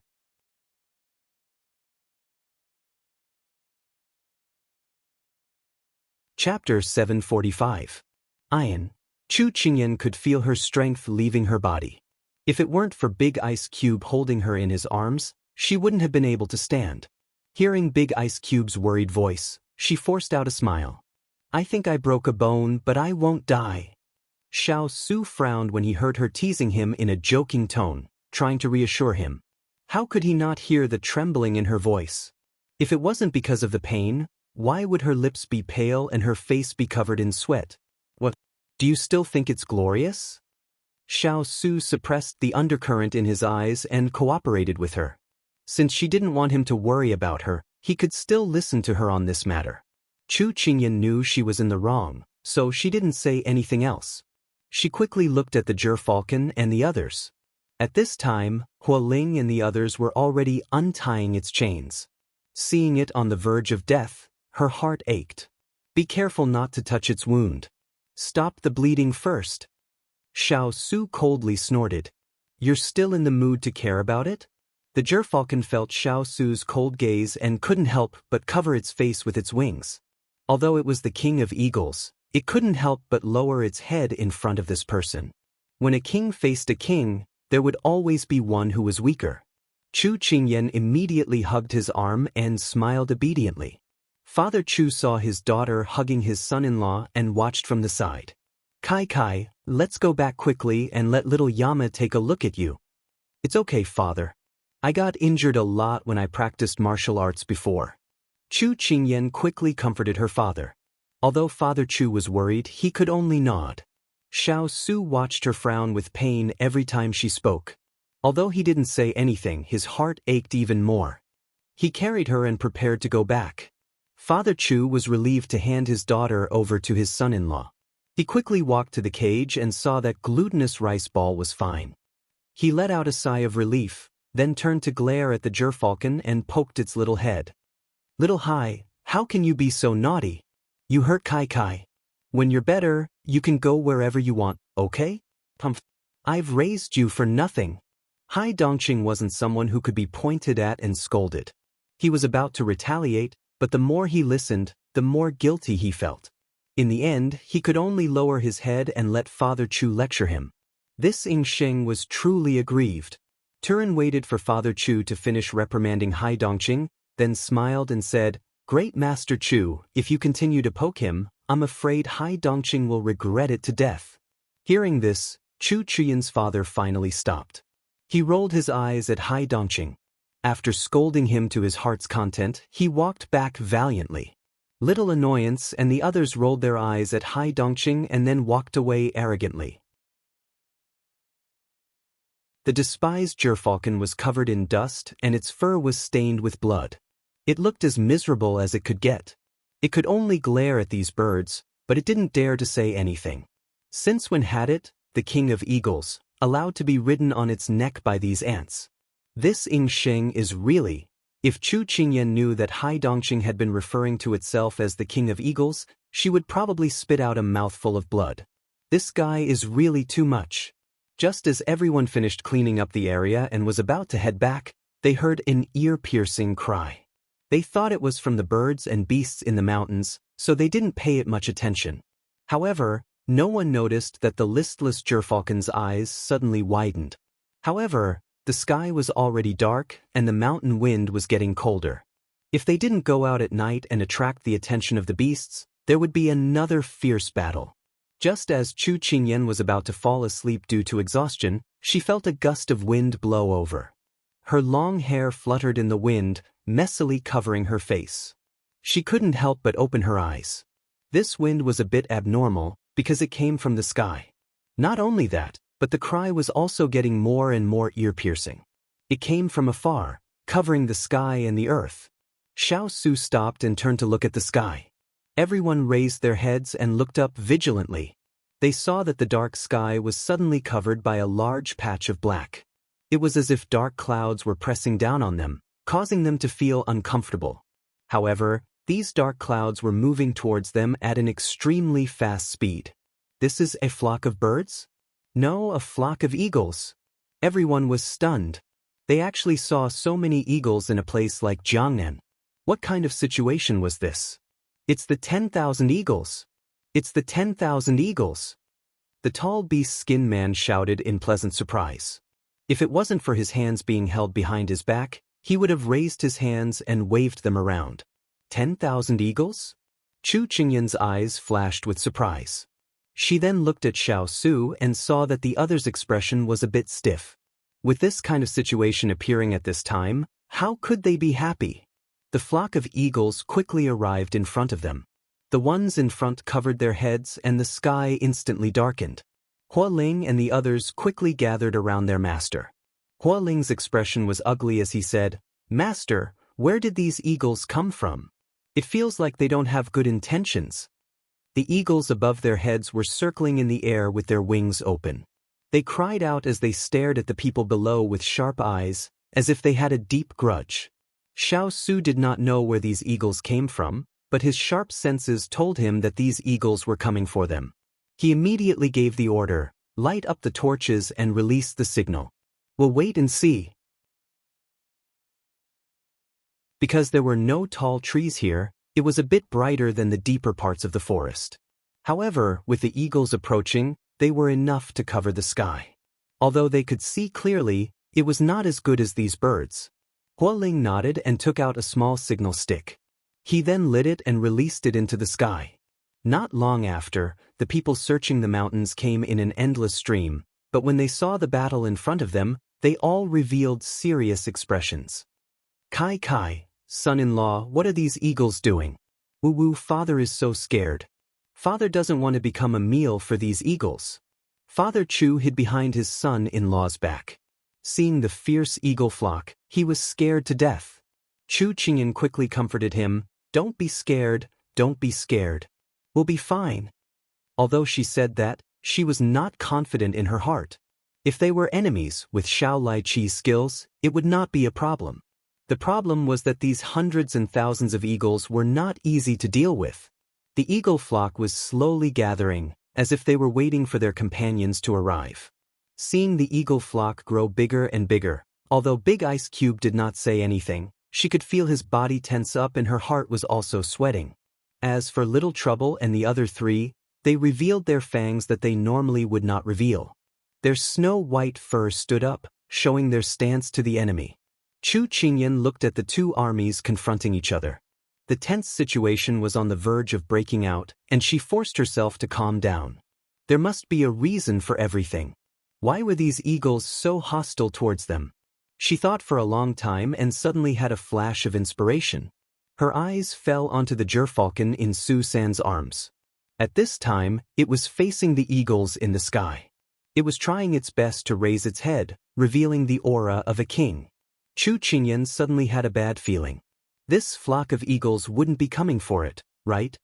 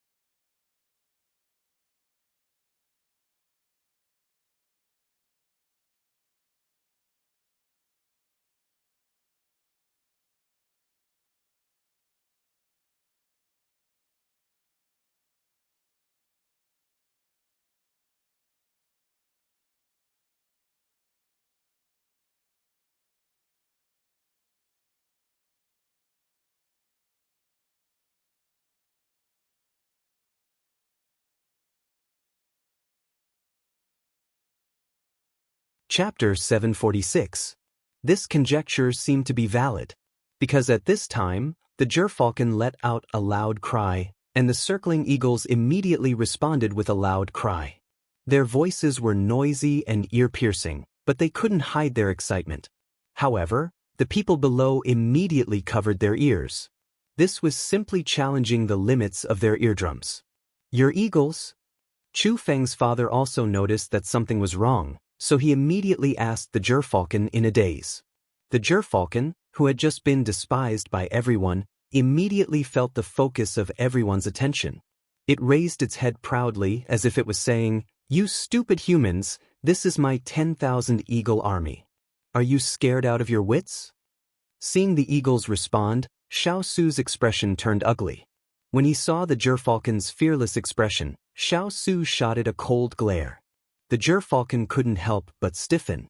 This murderous aura was simply... It immediately avoided Xiao Su's gaze. A wise man submits to circumstances. Because of the gerfalcon's cry, the eagles above were certain that their boss was in their hands. When they saw the injuries all over the gerfalcon's body, they were instantly enraged. Once they were angry, they couldn't be controlled. The 3 or 4 eagles at the front immediately flapped their wings, turned their heads, and let out a loud cry.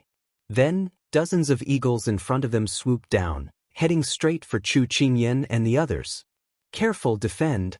Xiao Su took a step back and ordered everyone. Yes. They were already on guard against the eagles' every move. When they heard the order, everyone drew their weapons. Although they had encountered many wild beasts when they traveled deep into the mountains, it was still rare for them to fight one against many. Moreover, their opponents were such powerful birds, so they could only brace themselves and face them head-on. Chu Qingyan and Xiao Su stood under a tall tree, watching the battle become more and more intense. Their expressions were unprecedentedly solemn. Seeing that the fire spirits and the eagles were in a fierce battle, Xiao Su decisively put down the person in his arms and handed her to Chu Feng's father. "I'll leave Ian to you. If the situation turns bad, don't think of leaving." After saying that, Xiao Su drew his sword and prepared to join the battle. "Big ice cube." He landed on the ground in the blink of an eye. Chu Qingyan called out to him worriedly. Xiao Su turned around and patted her head before turning around without saying a word. After all, this was the first time he had encountered so many eagles. Moreover, each of them was taller and stronger than a normal man. They could still break through people's moves, but they were completely disorganized. They either used their beaks to peck people's eyes or used their sharp claws to scratch people's necks. It was extremely cruel. Many of the people under their command had already been injured. He knew what the little girl wanted to hear, but he couldn't give her any guarantees. Xiao Su's face was tense. The long sword in his hand shone with a bloodthirsty light under the dim shadow. With the addition of their master, everyone's morale reached the peak, and the one-sided situation began to reverse. But it was very difficult for a person to fight against this group of birds. In the blink of an eye, the clothes on Xiao Su's arm were torn. Hua Ling and the others were also injured. Chu Qingyan watched as he entered the situation, but she couldn't say anything to stop him. But at this time, it was useless to say anything. Because she and he both knew that he had to go. Even though he knew that the chance of winning was close to zero, he had to draw his sword and couldn't run away. The people in front of him weren't just his subordinates, they were also his companions. Chu Qingyan hated that she was injured and couldn't go up to help. Kai, the scallion is bleeding. Father Chu pointed at his son-in-law who was being attacked by 3 eagles. His heart ached so much that he stomped his feet. He immediately took out a slingshot and fiercely shot at the group of eagles. Chu Qingyan also saw it, but other than being worried, she couldn't do anything. Wait a minute. Looking at the endless amount of eagles flying down from the sky to support them, Chu Qingyan seemed to have thought of something. Big Ice Cube, use fire to attack. There were some things that didn't need to be said clearly. People who had been together for a long time could cultivate tacit understanding. Xiao Su, who was far away in the middle of the encirclement, heard this and nodded.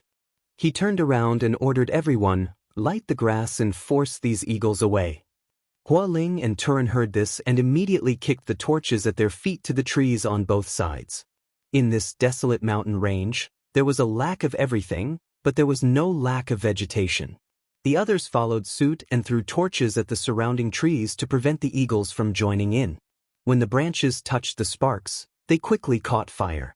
But because it was spring, the vegetation was moist and couldn't catch fire in large areas. But for Xiao Su and the others, it was already a great help. At the very least, the eagles on the outside didn't dare to join in. Wild beasts were all afraid of fire, especially these feathered birds. Once they were touched by fire, they would turn into fireballs. Taking advantage of this gap, everyone took a breather. But this advantage didn't last for long. These eagles' fighting strength was too strong. Everyone had used up most of their energy, but they were still in a state of excitement. Chu Qingyan watched as the big ice cube's clothes were torn apart by the claws of the 2 eagles. Although he managed to block the attacks with his sword, she could still see traces of blood. Chu Qingyan couldn't hold herself back any longer.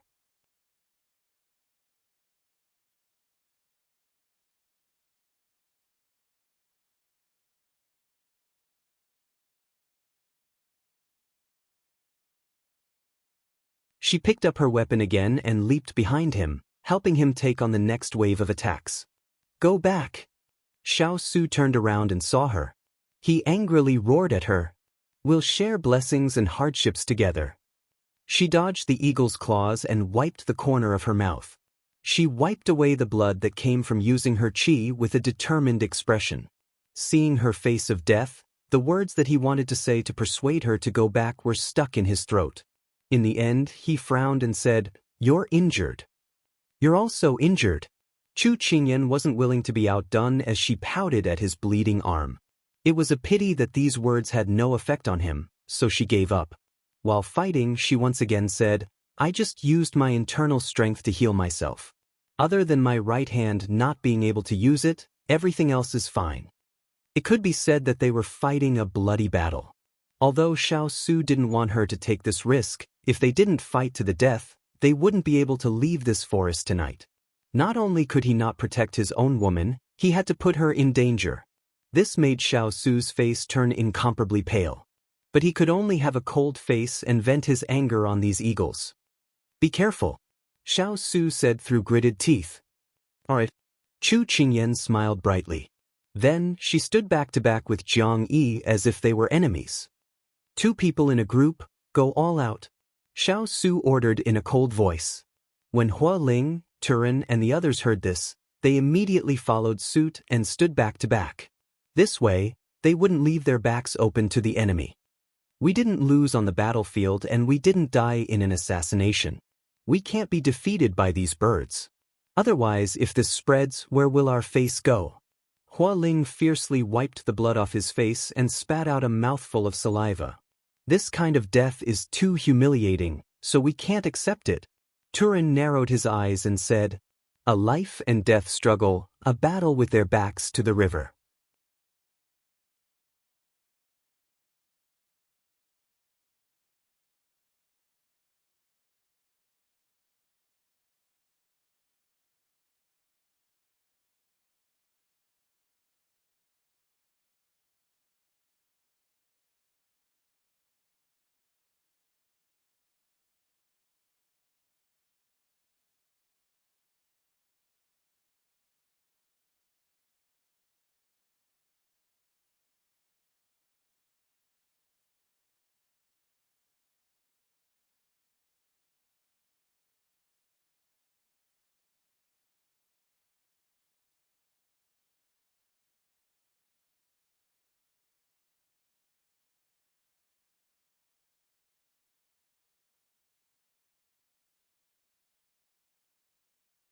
Chapter 747.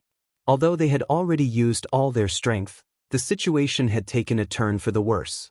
There was a great disparity in strength, and the other side had many eagles. Chu Qingyan's group was clearly losing, and more of their companions were getting injured. Hua Ling and the others were already in a killing frenzy. After Turin took care of an eagle, he turned around and loudly said, "Master, you and the little princess should leave first, otherwise it will be too late. Quickly. What this king does is not up to you to teach me. Look in front." Xiao Su's body was covered in blood, and he couldn't tell if it was his or the enemy's blood. His face was cold. These birds really were not easy to deal with, and they were quickly injured. Now that they had exhausted their strength, it would be disastrous if they continued like this. But to give up on his companions and leave first, he couldn't do it. While the two of them were talking, those eagles seemed to understand human language and immediately blocked off their escape route, as if they wanted to surround and kill them. Chu Qingyan fiercely cursed out. Just who did they offend? Jin Xin and the others also rushed over at this time. Seeing this situation, they immediately joined the battle. Their arrival tore open a gap and replaced the people fighting, allowing everyone to let out a sigh of relief. At this time, Father Chu saw that his daughter, son-in-law, and Hua Ling were all heavily injured and in a sorry state. He immediately turned around and snorted at Hai Dongqing, "We saved you, and you want to repay kindness with enmity? You want your eagles to harm our people? Leave, we don't want you anymore. Otherwise, I'll shoot you with a slingshot." Hai Dongqing had been watching the scene, and seeing that everyone was injured, he couldn't help feeling a bit guilty. Hearing Father Chu's words, he felt a bit embarrassed. He did not stop the army from attacking Chu Qingyan's group because he wanted to teach these people a lesson. He wanted to see if they dared to lock him up and humiliate his prestige as the Eagle King. However, his subordinates seemed to think that he had been injured by them and were attacking Chu Qingyan and Xiao Su without any regard for their lives. Hai Dongqing suddenly felt that the situation was getting out of hand. Chu Qingyan was supported by Xiao Su as they walked over. The eagles that had attacked them earlier had been replaced by Jin Xian's men and were now resting. Tonight, Chu Qingyan was injured again and again. She leaned on Xiao Su and heard her father scolding Hai Dongqing. She couldn't help but find joy in her pain. "Father, you've said so much to it. What if it doesn't understand you? Wouldn't you just be wasting your energy?" She said this was just trying to alleviate the tense of the situation. However, the trembling gerfalcon raised its head and glared at her, indicating that it was not a lowly animal and could understand human language. Chu Qingyan chuckled, but it affected her wound and she spat out a mouthful of blood. She looked like she was in pain. Xiao Su hugged her in a panic and channeled his inner energy into her body as he scolded her, "I told you not to force yourself, but you insisted. I don't want to hear you speak anymore." Chu Qingyan wanted to speak, but she didn't have the strength to do so. This was the most serious injury she had suffered in the past few years, and she was in her most miserable state. Fortunately, he was by her side. The Hai Dongqing wanted to continue torturing these people, but when it saw Chu Qingyan's pale face and how she had spat out blood, it couldn't help but think that if she had not saved it, it would have fallen into the hands of the bandits. Although it would have been saved by the eagles if Chu Qingyan and the others had not arrived, there were no ifs because Chu Qingyan had saved it and was injured because of it. It also remembered the days in the bank and the residence. Chu Qingyan had carefully taken care of it. Although she always liked to tease it, she never had any malicious intentions. Those memories that it didn't want to remember were so rich. While the Hai Dongqing was meditating, Hua Ling propped up his broken sword and looked at the quiet Hai Dongqing. He suggested to his master, "Master, this matter was caused by Hai Dongqing. With it as our trump card, we don't need to worry about wanting not giving in." He meant to use Hai Dongqing as a hostage. Xiao Su frowned and didn't answer. He had thought of this before. If he could capture the other side's commander, then it would be the best way to intimidate the other side. But he didn't do it. He knew that the little fellow had thought of this, but she didn't do it. It meant that she wasn't willing, and he respected her decision. When the Hai Dongqing heard this, it immediately turned to look at Chu Qingyan. "If you dare to use me to threaten my people, then I'll fight you to the death." Not only Xiao Su, but the Hai Dongqing and Hualing also turned to look at Chu Qingyan. As Chu Qingyan coughed, she felt the gazes of many people. She was stunned for a moment, then calmly looked at the people in front of her. Big Ice Cube, although this matter was caused by Hai Dongqing, it is still my friend. What she meant was that friends shouldn't use each other, and a friend's life shouldn't be used to threaten each other, even though it was indeed caused by Hai Dongqing. The Hai Dongqing was stunned. If the others saw its stupid look, they would probably laugh. Unfortunately, no one was paying attention to it at this time. Hualing and the others couldn't understand because they weren't the ones who took care of Hai Dongqing. However, Jin Xan, Su San, Su Si, and the others could understand. Chu Qingyan knew that she wasn't being responsible for everyone's lives by saying this at this time, but she still sighed and said, "The cycle of karma is caused by us." Back then, when Hai Dongqing was shot by an arrow. Cough cough. When she said this, Chu Qingyan couldn't help but cough again.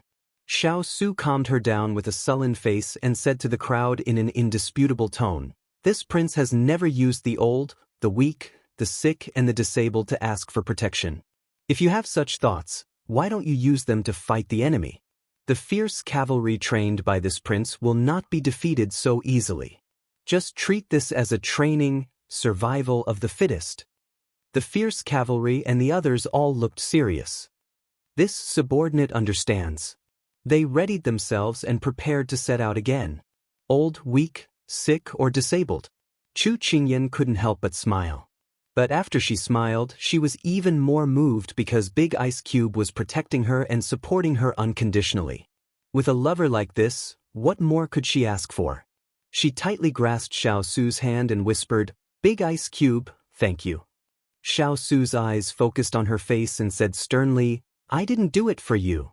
She rubbed her face against his clothes and said with a smile, I know you didn't want me to feel guilty. Thank you, Big Ice Cube." At this time, Chu Qingyan looked at the abnormally quiet Hai Dongqing through the firelight. Although her eyes were gentle, her tone carried a faint sigh. "Little Hai, you should go back. Go back to your group of eagles. We didn't mean to hurt you, but since we saved you, let's forget about our grudges."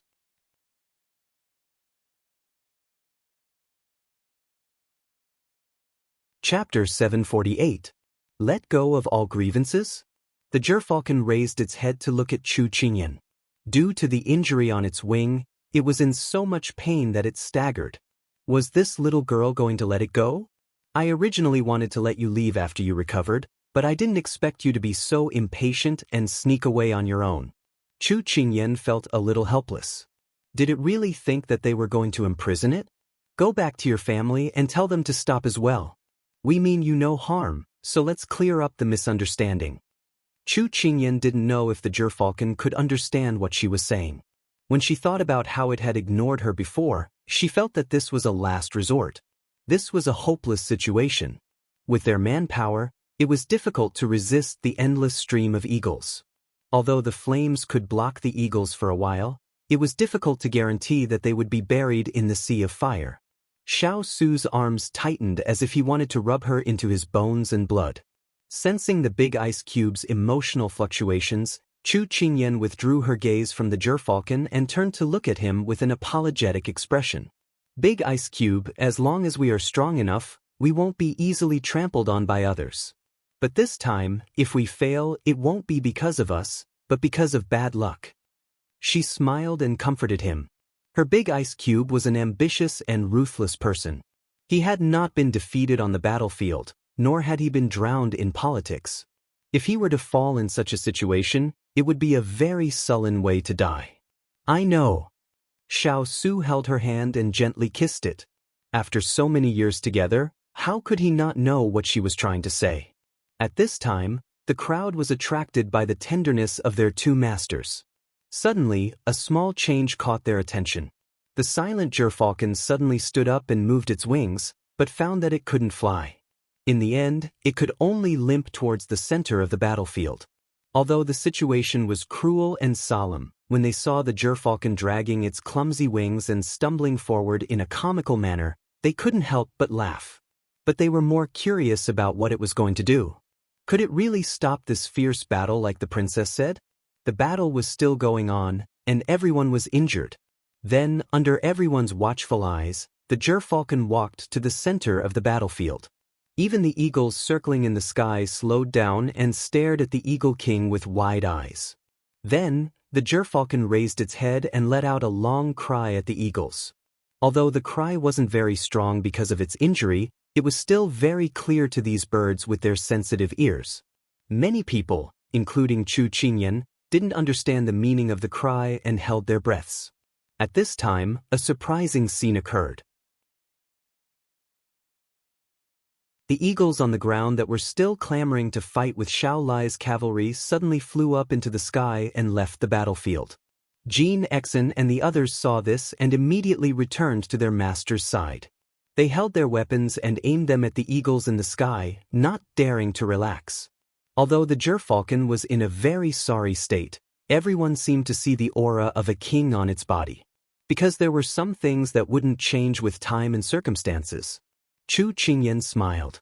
It seemed that the gerfalcon had reached an agreement with them, and their crisis was temporarily resolved.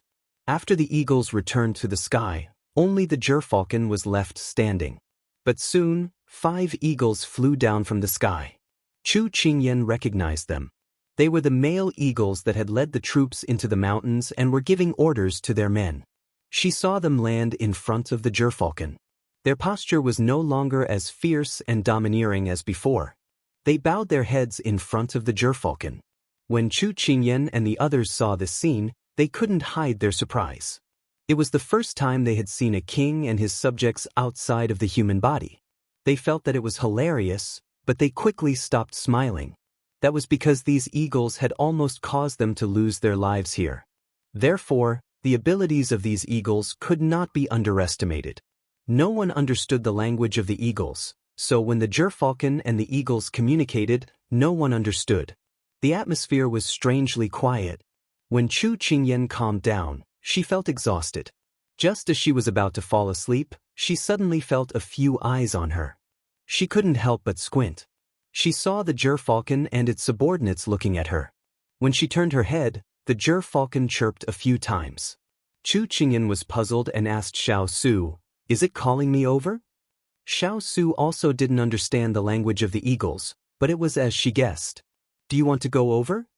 Chu Qingyan and the gerfalcon's proud eyes met. She pondered for a moment before nodding. "Let's go take a look." "I'll go with you." Xiao Su nodded and carried her over to the gerfalcon.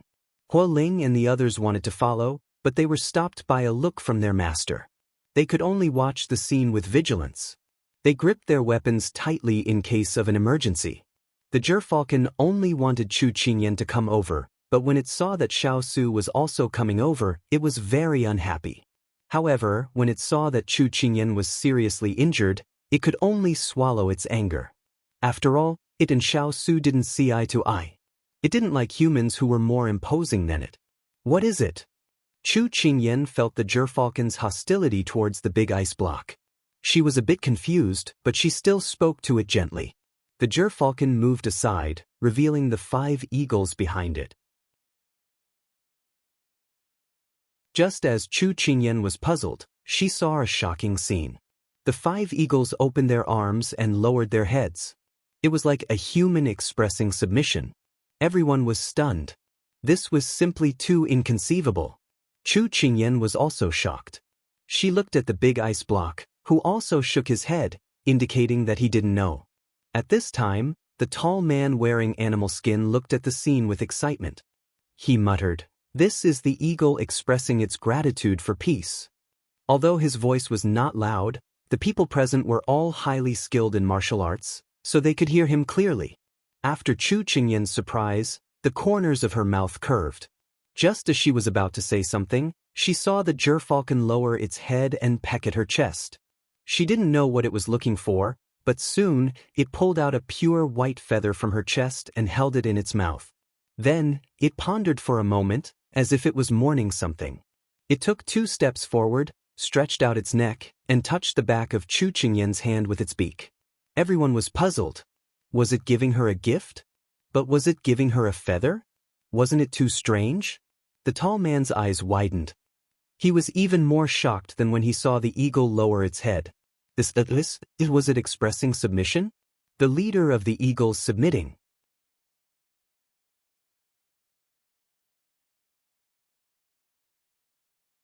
Chapter 749. Chu Qingyan was also dumbfounded. She had no idea what Hai Dongqing was trying to do. Was he plucking a feather to show that he was giving her a gift? At that moment, everyone heard the tall man's cry of surprise. The Eagle King is recognizing a master. What? Chu Qingyan turned to look at the tall man, her face full of surprise. Initially, the tall man was still very against Chu Qingyan and company. However, after witnessing how they did not abandon him despite the intense battle, and the shock of this sudden turn of events, he no longer cared about his position. Now, he was more surprised than he was rational. I've already heard of an ancient legend. There was once an eagle king who recognized a goddess as his master. He would pull out the feather closest to his chest as a token of submission. However, for so many years, the eagle king has been unruly and unruly. Very few people have ever heard of him recognizing a master, so this legend has only been treated as a joke. I never thought that I would be able to see such a scene in my lifetime. My life has not been in vain. Seeing the tall man's agitated tone and envious gaze as he looked at Chu Qingyan with an unconcealable expression, the crowd came to a realization and believed him. Chu Qingyan and Xiao Su looked at each other as a glint flashed across their eyes. Then, they turned to look at Hai Dongqing with tacit understanding. Hai Dongqing glanced at the tall man. Who told you to talk so much? Is that what you mean? Chu Qingyan felt that it was better to ask for Hai Dongqing's opinion. Hai Dongqing silently agreed. Because she had recovered some strength, Chu Qingyan nodded to Xiao Su, and Xiao Su put her down. Since Hai Dongqing was willing to recognize a master, she couldn't accept it in such a manner. Her feet touched the ground as a sign of respect. She stretched out her hands and took the feather in Hai Dongqing's mouth, her expression solemn. Xiao Su took a step back and watched as she walked towards Hai Dongqing and took the feather. Her expression was full of pride. The moment she received snowy feather, the gerfalcon bowed its head to her in the most devout manner possible. The eagles on the ground, in the air, and in the branches all began to sing in unison. In an instant, the cries of the eagles filled the sky as if they were announcing something or making an oath. Chu Qingyan's red robes were already very eye-catching to begin with. Now that her red lips were burning, she looked even more enchanting and seductive in the midst of the flames, making it hard for anyone to look away. Xiao Su's gaze was filled with gentleness. His little fellow had finally grown up and soared into the heavens, becoming even more dazzling. Chu Qingyan felt his gaze. She turned around and smiled sweetly at him. Her eyes were overflowing with light and color. They were even more beautiful than the night sky that covered the mountains and plains. Then, she lowered her head slightly and looked at the gerfalcon that had reached her shoulder. She smiled and asked, "Do you want me to exchange something with you?" As she spoke, she looked at the items on her body and pretended to be serious. When the gerfalcon heard her words, it rolled its eyes. Just accept it and don't pluck a single strand of hair from its body. It's not easy to keep. So, it ignored Chu Qingyan and turned around to walk towards its shrimp soldiers and crab generals. It struggled to walk. Chu Qingyan revealed a rare look of embarrassment. She turned her head and looked at the person who was walking back to her side. She innocently asked, "Am I being looked down upon by Little Hai?" Then, the gerfalcon that was walking in front of her immediately felt Xiao Su's cold gaze. It shrank its head back. This person beside the little girl was really an eyesore. Seeing that the gerfalcon seemed to have something to say to the leaders of the eagles, Xiao Su gently stroked her head. "Are you tired?" Chu Qingyan shook her head. With the steady flow of true qi that he had poured into her, she was already feeling much better. It was just that her wound hurt, but she could still endure this little pain. At this time, Huoling walked over. Although his shoulder was bleeding and his injury was not light, he still had a smile on his face. With a happy expression, he said, "Master, little princess, although our people are all injured, fortunately, there are no casualties." Xiao Su's tense expression eased a lot. He nodded to Hualing and said, "First, bandage the wounds. If the injuries are too serious, send them back for treatment." Hualing nodded and withdrew. I really didn't think that there would be so many accidents on this trip. Chu Qingyan looked at the fierce cavalry that were bandaging each other's wounds and then looked at the gerfalcon that was holding a discussion. There was an indescribable feeling in her heart. It was like she had just walked through the gates of hell. This feeling was a bit like being reborn. I also didn't expect this. Although there were a lot of casualties on this trip, the little fellow had also gained a lot of help. If the gerfalcon could be used by her, then he could rest assured in the future. There were 2 or 3 fierce cavalry that were seriously injured. Turin and the others cut down branches and made a simple stretcher, planning to transport the injured back. At this time, the gerfalcon and its confidants were done talking. Then, the 3 eagles flew up into the sky and led the rest of the eagles in circling around the area a few times before leaving. In an instant, the dark clouds scattered and the sky cleared up. However, it was already close to night. The bright moonlight and faint starlight scattered over the mountain forest, softening the gloomy atmosphere. At this time, Chu Qingyan looked at the 2 eagles that followed behind the gerfalcon and the corners of her mouth twitched. These are his 2 great guards? The gerfalcon raised its head proudly and then took the lead to go back. They're so smart. Mr. Chu, who was helping to watch over the tall man, rubbed his chin. It was a novel experience for him. Then, he jumped up and patted the head of one of the eagles. He said happily, "They're so cool. I want a guard too." The 2 eagles turned their heads sullenly. If it wasn't for the king saying that this was their master's father, their heads would not be touched so easily. Glutinous Rice Ball and the others also jumped behind Father Chu. They were very happy.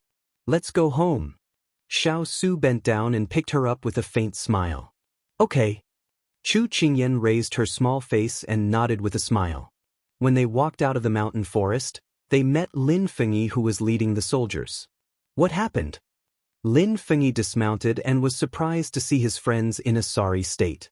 When he heard his subordinates report that a large group of eagles suddenly appeared in the mountain forest in the east and caught fire not long after, he personally led his men to investigate. However, he didn't expect to see such a scene. "I'll tell you in detail later." Xiao Su mounted his horse. He thought of something and said, "I'll leave the rest to you." Only then did Lin Fengyi see the injured and unconscious Chu Qingyan in his arms. He was stunned for a moment before Chu Qingyan disappeared in front of him. When he came back to his senses, he heard his subordinate exclaim, "Sir, the fire is getting bigger. If we don't extinguish it quickly, it will spread to another mountain." Lin Fengyi looked in the direction of the voice. When he saw the scene in front of him, he finally understood what his good friend meant by trouble. He held his forehead and sighed faintly. Then he immediately ordered his men to extinguish the fire. "Why is the wind so cold tonight?"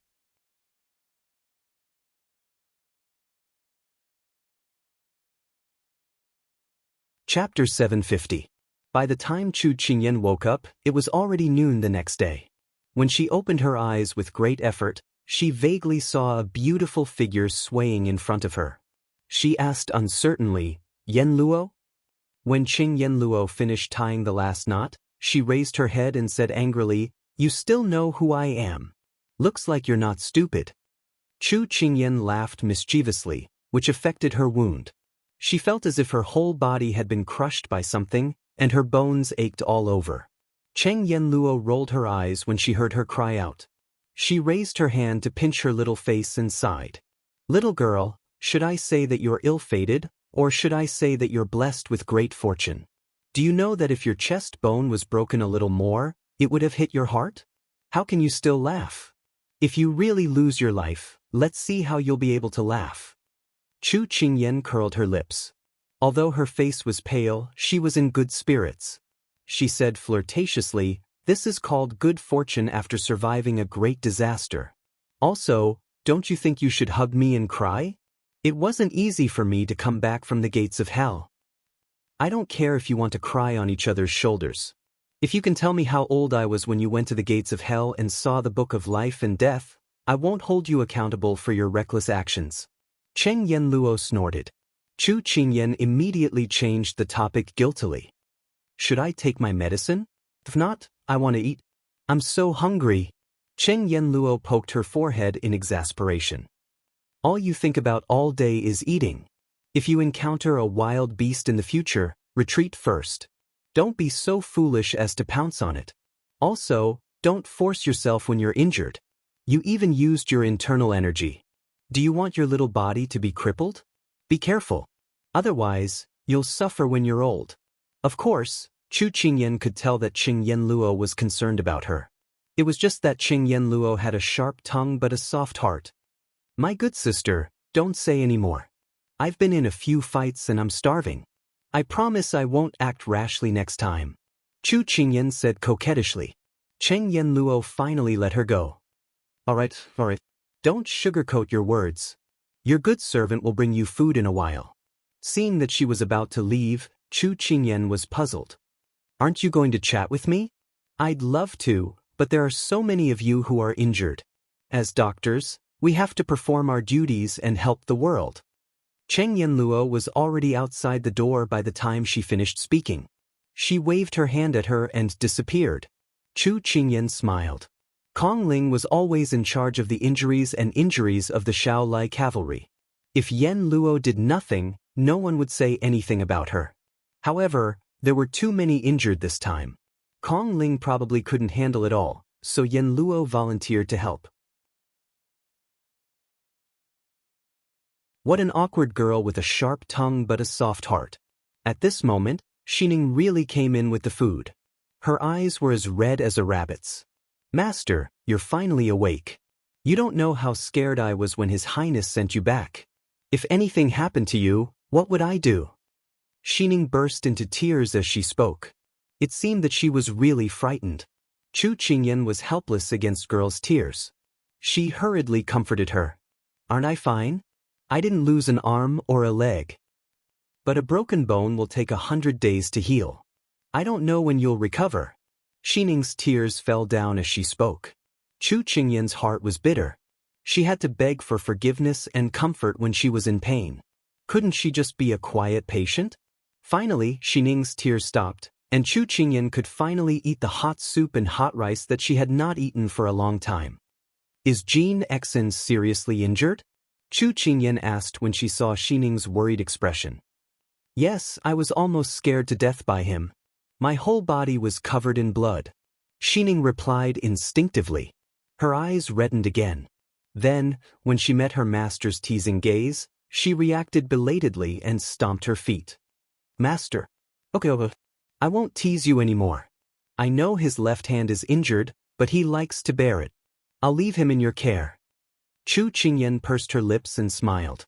Xining blushed and replied, Yes, master. Okay, go check on Ethereal. Is he done with his work? Tell him to come over when he's free. Chu Qingyan ordered as she drank the hot soup. Understood. After Chu Qingyan finished eating and regained some strength, Ethereal followed Xining into the room. Chu Qingyan nodded and gestured for him to sit down before asking, How are His Highness' injuries? Ethereal knew that she would ask about his master's health first, so he had already prepared an excuse. His Highness only suffered external injuries. He just lost a lot of blood and is now recuperating. Master originally wanted to come over to see you, but this subordinate thought that Master's body might not be able to take it, so I added some sleeping powder into his medicine. This morning, Master woke up and fell asleep after taking the medicine. He should be awake by now. Aren't you afraid that His Highness will pursue the matter of you drugging him without permission? Chu Qingyan looked at him with a half-smile. This subordinate is willing to bear all the blame. Ethereal had already thought of the outcome, so his answer was resolute. Chu Qingyan could not help but laugh. I'm just saying it casually. Actually, I've asked you to come here because I want to ask for your opinion. Young princess consort, please speak. Ethereal replied respectfully. Originally, I wanted to return to Lianqing with Yen Luo, but I can't leave in my current condition. So I wanted to ask if you're willing to return to Lianqing with Yen Luo on my behalf and help me set up a flower garden? Chu Qingyan asked as she looked at his expression. Ethereal lowered his eyes. Young princess consort, this subordinate is very willing to help you with this matter. However, most of the fierce cavalry are injured and this subordinate needs to stay behind to treat them. I'm afraid I'll have to disappoint you. Speak human. Chu Qingyan said indifferently. Ethereal sighed. She doesn't want to see this subordinate anymore. If I appear in front of her again, I'm afraid she'll be unhappy. It's better for this subordinate to watch her from afar. Chu Qingyan shook her head. Many people thought that Ethereal had been instructed by her and was playing hard to get. Unfortunately, she knew that Ethereal was, I understand. She wanted to say a few words on behalf of Yen Luo, but in the end, she didn't know what to say. Moreover, she didn't have enough energy, so she could only give up. Love was something that could only be figured out by both parties. Ethereal's expression was indifferent, and his emotions were hidden in his eyes. At this moment, Xining rushed in recklessly. Master, young Master Hua is here. So, Master Lin is here too. That's normal. They're here to visit the injured. But young Master Hua and Master Lin are quarreling.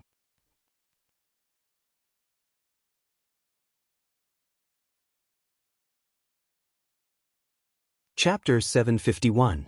Quarreled? Chu Qingyan was a little surprised.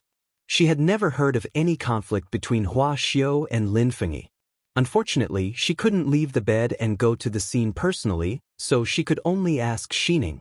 Xining naturally knew that his master was curious at this time, and immediately narrated in full detail. The reason was simple. Hua Xiao and Lin Fengyi quarreled because of a disagreement. It wasn't a big deal. But from Xining's description, it was a one-sided quarrel because Lin Fengyi's expression was gentle and didn't seem angry at all. Chu Qingyan couldn't help but laugh and shake her head when she heard that it wasn't a big deal.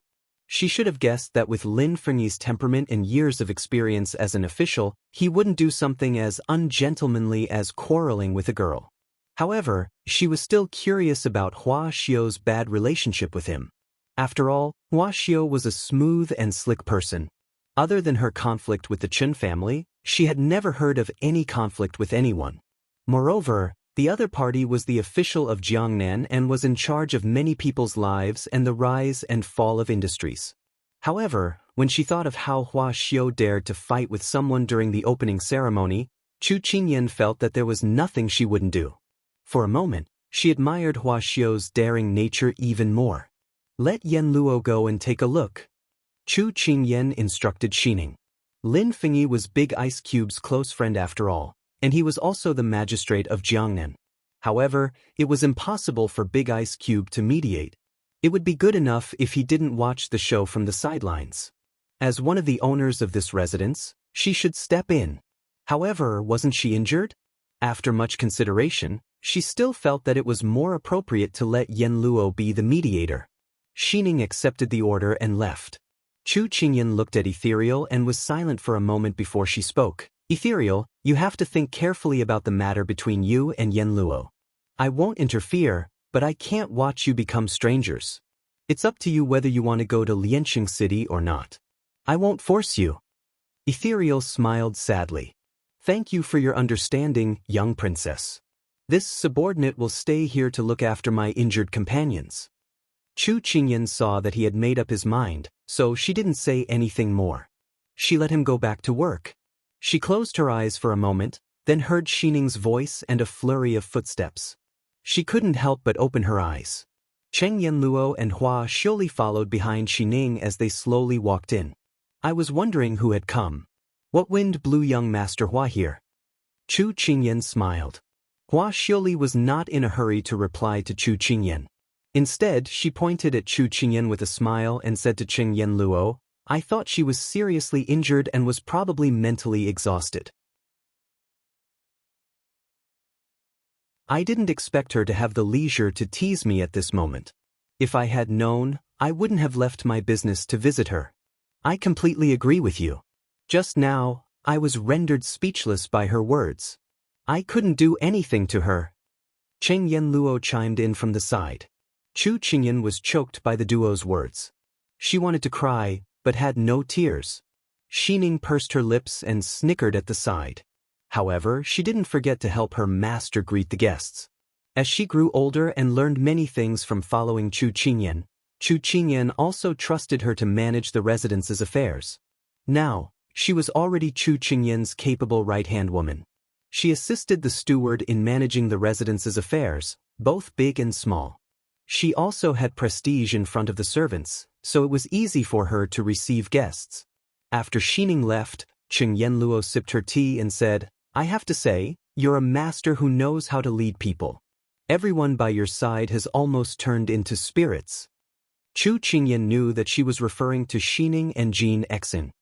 That Yang Xiaohuan is also not bad. She's been helping to manage the continuation products for the past few days. The money she spent is flowing into our shop like water. That Chen Zhuang is so envious that he's green with envy. Speaking of this, Hua Xiuli became even more excited. She continued, "Qingyan, you don't know, but in the rouge and face powder industry, our Hua family has always been suppressed by the Chen family. Now that we've met a benefactor like you, I can hold my head up high." Chu Qingyan and Cheng Yenluo were amused by her smug look. Chu Qingyan didn't dare to laugh out loud because of her wound. However, after laughing, she remembered that she had met the Qin brothers before and couldn't help but mention it to them. She said, "I think the eldest son of the Qin family isn't easy to get along with. We have to be more careful when doing business recently. We can't let people take advantage of us." Hua Xiuli nodded repeatedly, but she said in a surprised tone, "Everyone says that Chen Mingluan is a rare refined gentleman. I thought you would be deceived by his behavior when you met him, but I didn't expect you to be so insightful. I'm just looking through the skin to see the essence. Besides, if he's really a noble and proud refined gentleman, how could he be tainted with the stench of money like us? A gentleman is just a disguise." Because she had stayed in the capital and Lianqing for so many years, how could she not know that there were many people who were two-faced? Hua Xiuli and Cheng Yenluo agreed with her. Cheng Yenluo even raised her hand and tapped her forehead lightly. She said angrily, "You make it sound like we're all so vulgar people who stink with the stench of money." Hua Xiuli laughed. "What's wrong with being vulgar? I'm more than happy to be a vulgar person who hugs banknotes to sleep." The three of them laughed. After Hua Xiuli and Cheng Yenluo left, Chu Qingyan didn't feel sleepy. Instead, she was excited because she had chatted with them. She didn't want to go down and walk around. Just as she was about to ask someone to pass her a book to read to pass the time, she heard footsteps coming in. She thought it was Xining, so she didn't raise her head and gave the order. After she finished speaking, she felt that the footsteps were heavy. She also heard no response, so she couldn't help but raise her head. The moment she looked up, the tall and handsome figure of the person came into view. The light behind him shone brightly, making his cold and hard face seem somewhat gentle. Warm wetness gradually filled his eyes, like a tidal wave surging up. Xiao Su stepped into the room. When he heard her words, he couldn't help but say, "Why are you reading instead of resting? If you tire your eyes out, you'll cry." As soon as he finished speaking, he saw the sparkling and translucent light in her eyes. His breath stopped, and he couldn't help but quickly walk forward. "You're so fragile that you can't even bear to be told off?" Although he was lecturing her, he had already walked to the bed and reached out to pull her into his embrace. Chu Qingyan sniffled and raised her hand to hug him back. This was only because when she saw him again after being on the brink of death, her heart suddenly surged with emotions. It was too sudden, and she couldn't control herself. "Who told you to bully me? I just wanted to read a book. Why are you so fierce?" Chu Qingyan said tearfully. As soon as he heard her sobbing, Xiao Su's heart, no matter how cold and hard it was, should have melted. In all honesty, how did he provoke this crying kitten?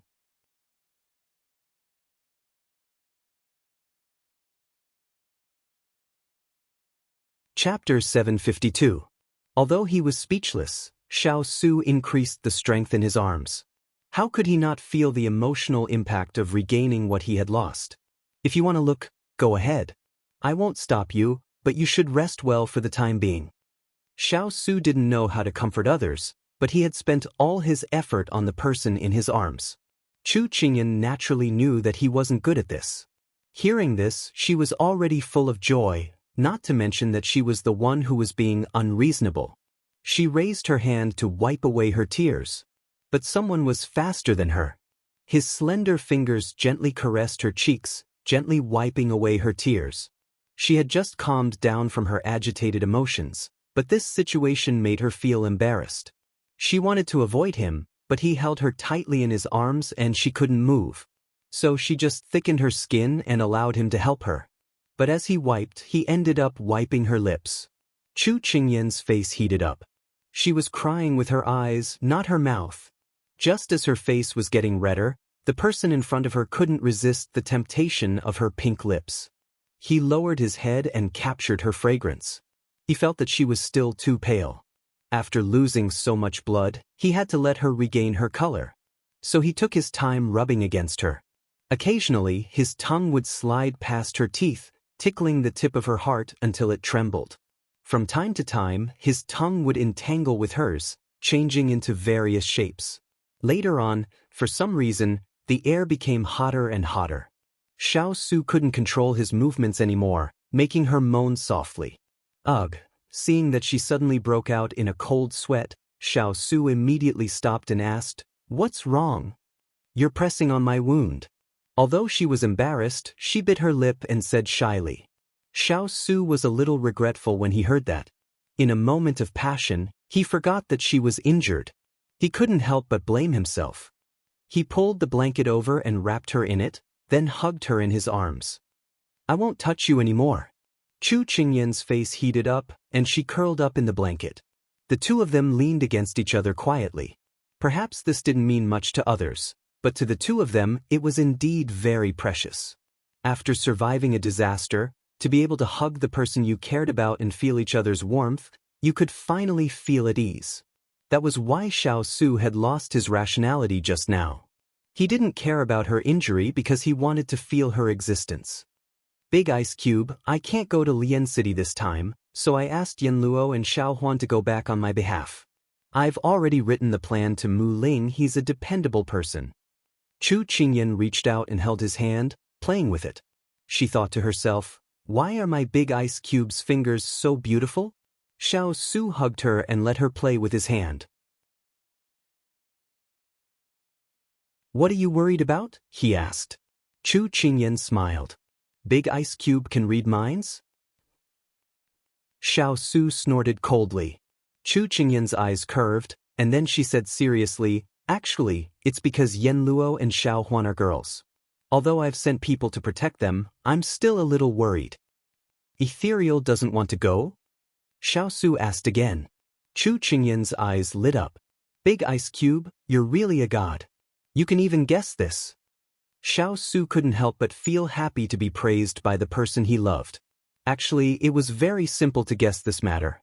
Ethereal was called away by the little fellow in his room today. Thinking about what she was saying now, and Ethereal's recent performance, he had an answer. "If Ethereal doesn't want to go, we can find someone else." Xiao Su suggested. "Jean Ling." Chu Qingyan blinked.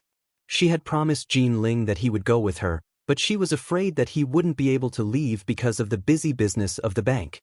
Xiao Su nodded. He's been detained in Jiangnan for so many years. It's time for him to go out. Chu Qingyan's heart warmed. Big Ice Cube treated his subordinates very well. He didn't treat them as his subordinates at all. "Okay, I'll tell him later." "No, I'll talk to him later." Chu Qingyan didn't have any objections. The two of them chatted for a while. In the past, Xiao Su couldn't stand the cloying look of others. He felt that it was shameful to waste time on this. But now, when he really experienced it, he realized that it wasn't shameful at all. Instead, he felt that it wasn't enough to just look at each other. He couldn't wait to keep them by his side all the time. Worried that the little fellow would be bored, Xiao Su picked a few things to talk about. As they talked, they reached the border. Water Spirit sent a message. Xiao Ran has lost 2 battles in a row and lost 2 cities. Xiao Su's voice was a little bleak. Chu Qingyan was surprised. Didn't they just win some time ago? How could they lose in such a short time? Xiao Su didn't tell her everything. In fact, Xiao Ran didn't just lose 2 cities. Even the land that he had recovered a few days ago was taken away.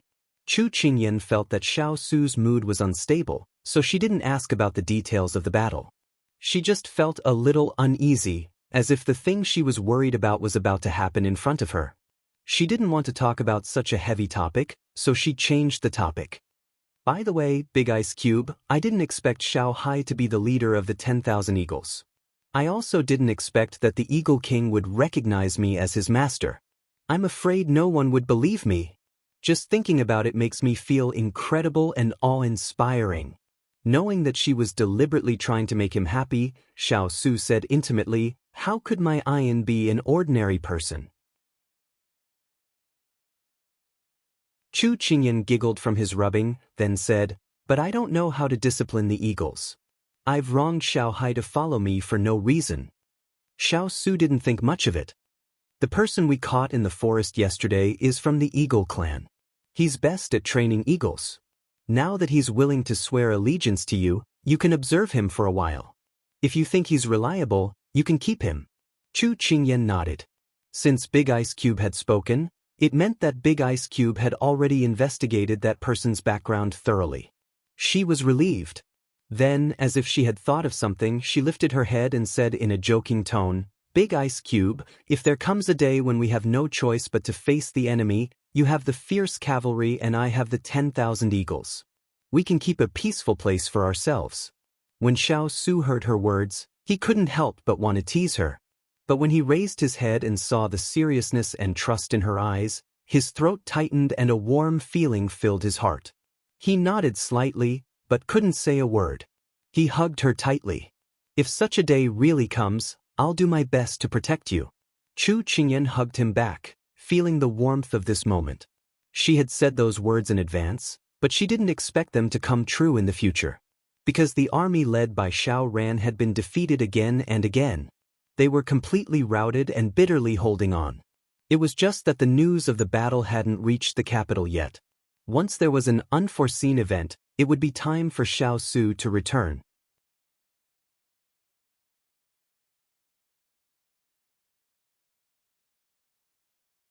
Chapter 753.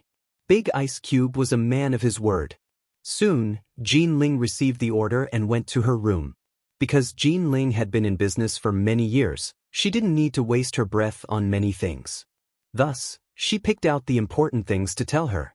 Then Chu Qingyan asked, "His Highness asked you to accompany him to Lian City. Are you willing?" Jean Ling said seriously, "This subordinate is willing. It's rare to have a chance to go out and have a look. This subordinate can't ask for anything more." Chu Qingyan dragged her words for a long time. Then, she asked doubtfully, "Is it not because of Xiao Huan?"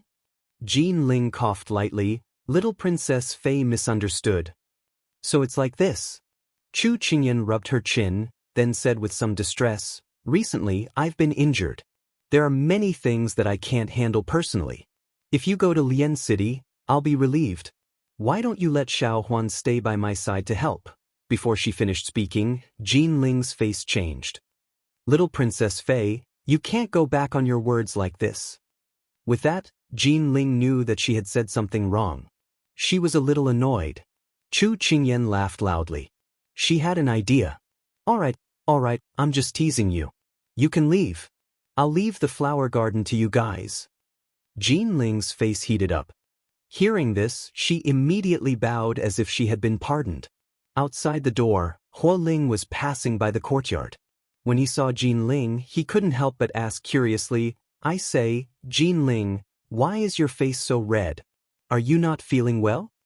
Jean Ling mumbled perfunctorily, then quickly left. Huo Ling looked hesitantly at Jean Ling's fleeing appearance and was even more surprised. Was there a dog chasing after her? Why did she run so fast? 2 days later, Qing Yanluo and Jean Ling set off. Because Chu Qingyan was injured and bedridden, it was inconvenient for her to move around. She could only ask Xining to send her off. After they left, Xining carried the bowl of medicine into the house. Chu Qingyan heard her sigh and say, "I don't know how long it will take for me to return from this trip. I miss Sister Xiao Huan and Lady Cheng." Chu Qingyan glanced at her. They're not far away. If you want to go with them, it's not too late. When Xining heard this, she immediately ran to the bedside to express her loyalty. Although that's what I said, this servant is even more reluctant to part with Master Ah. Chu Qingyan took the opportunity to pinch her little face and scolded jokingly, I thought I raised an ingrate. I'm not an ingrate, I'm an obedient rabbit. Xining took advantage of the situation. Chu Qingyan was amused by her and had no choice but to say, I originally planned to let you go out to gain experience. After all, you have to help look after my business in the future. Unfortunately, Jin Xen was injured and couldn't leave his side. If I send you out, I will be suspected of breaking up an affectionate couple. When she heard the first part, Xining's face paled. However, when she heard the second part, her cheeks flushed red. She stomped her feet and said angrily, If Master says this again, this servant will ignore you in the future. She didn't even have a chance to reply before this little girl threw up. She placed the bowl of medicine on the small table in front of the bed and ran off without a trace. She shook her head and laughed. Was she embarrassed because her thoughts were exposed? However, it wasn't easy for her to smash the bowl without spilling a single drop. She picked up the bowl of medicine and took a sip, but her face was full of bitterness. How many Coptis chinensis had been added? Could it be that after Yen Luo left, Ethereal was using his position to take revenge? I'm going to complain to Big Ice Block. Xining ran out of the courtyard and bumped into Hualing. He couldn't help but be puzzled. Did many people catch a cold and have a fever on this warm spring day? Why was her face so red? When Chu Qingyan finished drinking the medicine with a frown, a person walked into the room with heavy steps. Chu Qingyan heard the sound and turned around. When she saw who it was, she casually said, Are you here to deliver Yen Luo? They left early in the morning. Hua Xiaoli was wearing a thin dark green robe today. Inside, she was wearing a pure white robe. Green and white contrasted, making her look elegant and elegant. It was a pity that there was a bit of indignation on her face. I know they left and I bumped into them on the way. I came to find you for something else. Chu Qingyan narrowed her eyes. Could it be that something happened in the store? Hua Xiaoli nodded and sat down on the chair in front of the bed. Actually, the business has been very good recently. Because the trial results were very good, word of mouth spread like wildfire. There are more and more people fighting to be the first to buy it. However, our quantity is limited, so it was sold out in a single morning. Chu Qingyan nodded. Isn't that very good? In terms of sales and fame, it is indeed very good, but there is one thing that is very strange. When she said this, a resentful expression appeared on Hua Xiaoli's face. Chen Jiawang sent people to buy many of our products. I feel that his intentions are unclear. Maybe he feels that our products are good and wants to buy them for the people around him to use. Seeing that her good friend was angry, Chu Qingyan guessed in a positive direction and wanted to comfort her. No, after competing for so many years, how could I not understand his personality? He is not the kind of person who would buy things to do favors. I'm worried that he is researching the composition of our products and then imitating them. Hua Xiaoli gave a snort. Chu Qingyan slightly raised her brows. She did not say anything as she pondered in her heart. Hua Xiaoli continued, They have a very powerful incense-making team on hand. If they develop the same products as ours and sell them, it will be a very big blow to our business. Hearing the worry behind Hua Xiaoli's anger, Chu Qingyan could not help but show her a comforting smile. Then, she leaned against the bed wall and found a comfortable position for herself to nestle. Then, she said unhurriedly, The development of a continuation product is not something that can be imitated. It is unique to me. Chu Qingyan smiled. But we can't deny that there will be people with special abilities who can really make an identical product based on the finished product. However, a genuine product is a genuine product, and a pirated product is a pirated product. A pirated product will never surpass a pirated product. This is why I wanted to create a continuation brand before. It is to let the power of the brand make customers recognize this brand. When they buy our products, not only do they buy quality and service, but also comfort and dignity. Chu Qingyan's words made Hua Xiaoli feel enlightened. She smiled and gave a thumbs up. Qingyan, I really underestimated you. It turns out that you have a plan for every step you took. Don't praise me like that. This is called preparing for a rainy day.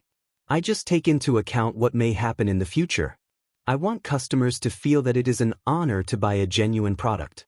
In modern times, imitations were the norm. Also, books written by authors would be stolen by pirated literature websites. As long as readers could identify where the author wrote the original, the author's efforts would not go to waste. That was why she thought so much about it. But, do you still have a trick up your sleeve? Hua Xiaoli was keenly aware of the hidden meaning in her words.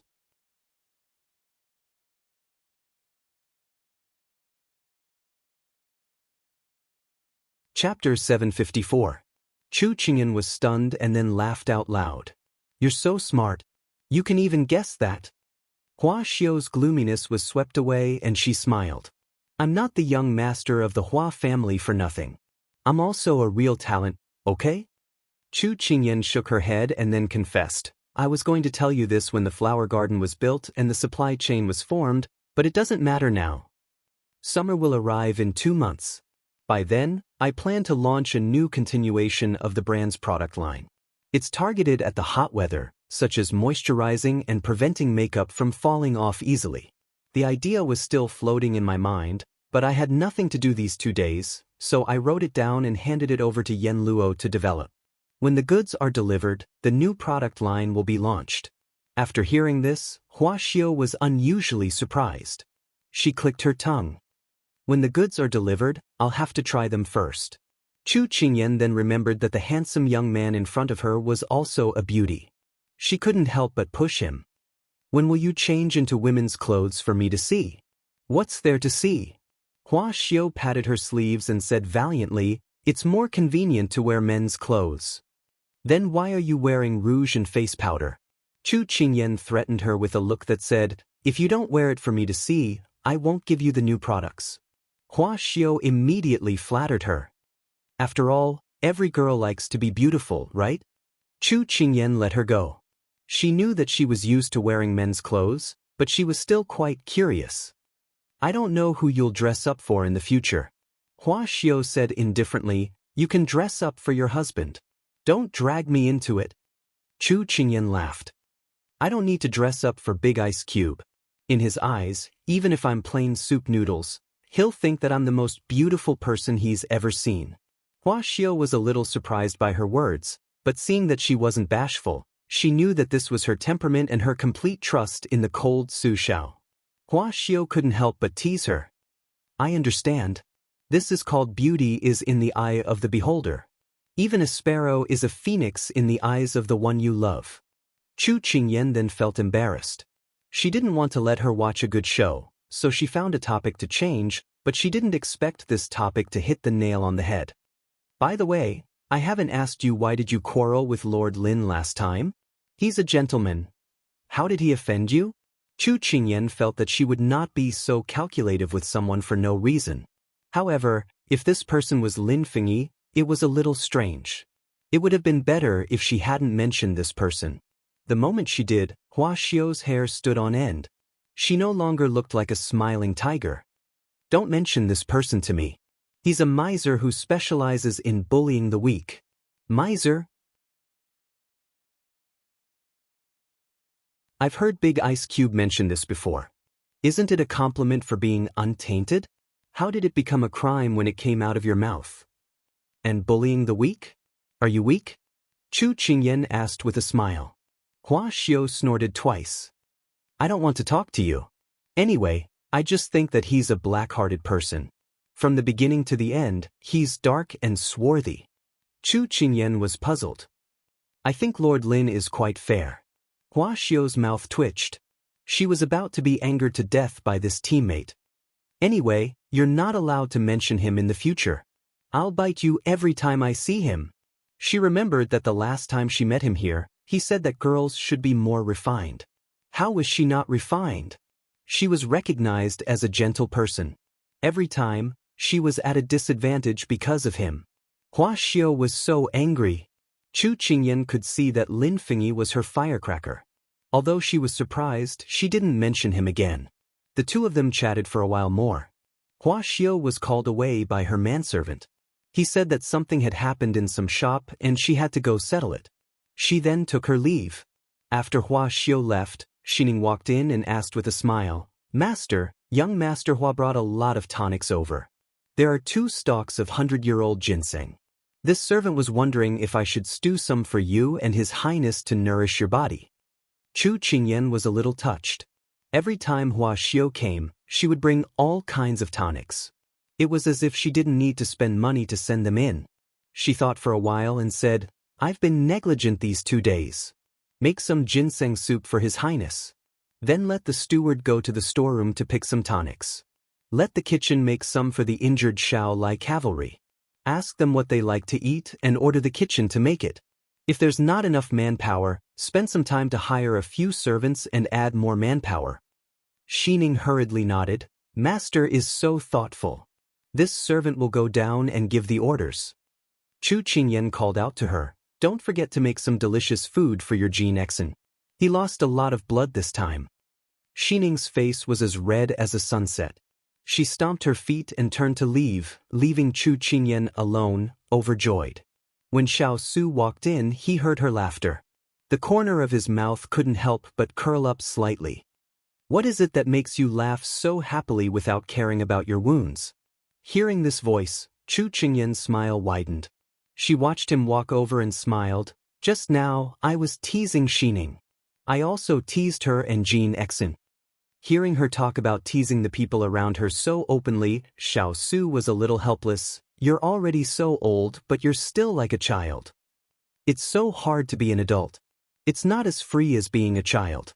Besides, wouldn't you dote on me more and take care of me more?" She smiled contentedly. Xiao Su raised his brows. "This sounds like you're accusing this prince of not doting on you and not taking care of you these past few years?" When Chu Qingyan heard this, she was so happy that she blurted out without thinking. She immediately chuckled, "I didn't say that. You're imagining it yourself." Xiao Su watched her finish drinking the medicine bowl before sitting down. He reached out to pinch her little nose and said dotingly, "No matter how big your mentality is, I will still treat you the same as before." When Chu Qingyan heard this, she stared at him in a daze. She stared at him without blinking, as if she couldn't believe what she was hearing. Xiao Su saw that she didn't look happy and was instead stunned. He was a little confused. Could it be that he said something wrong? Chu Qingyan murmured, "Big Ice Cube, have you been feeling unwell recently?" It was rare for him to put down his pride and say something so considerate, but she actually gave him such a look. His face couldn't help but darken. What kind of reaction is this? Chu Qingyan didn't hear the strangeness in his voice and was a little worried. "Don't tell me you're having a fever that damaged your brain? You don't seem like the kind of person who would say sweet words. Why does it seem like your mouth has been smeared with honey recently?" Xiao Su's eyes twitched. After he had the retainers submit their answers, he had worked overnight to sort them out. Although there were many ways to treat his wife that made his scalp tingle, he had tried his best to choose the most appropriate way. He never thought that he would be disliked by the little fellow and even suspect that he was sick. He had to consider if he should keep those retainers. You're tuning in to the Passion Pages YouTube channel. We're so grateful for your support, and don't forget to subscribe to join us on this incredible journey through captivating stories. Your generosity through donations truly makes a world of difference, as it's the primary source of revenue that allows me to expand and enhance this channel for you. Thank you from the bottom of my heart for being a part of this adventure.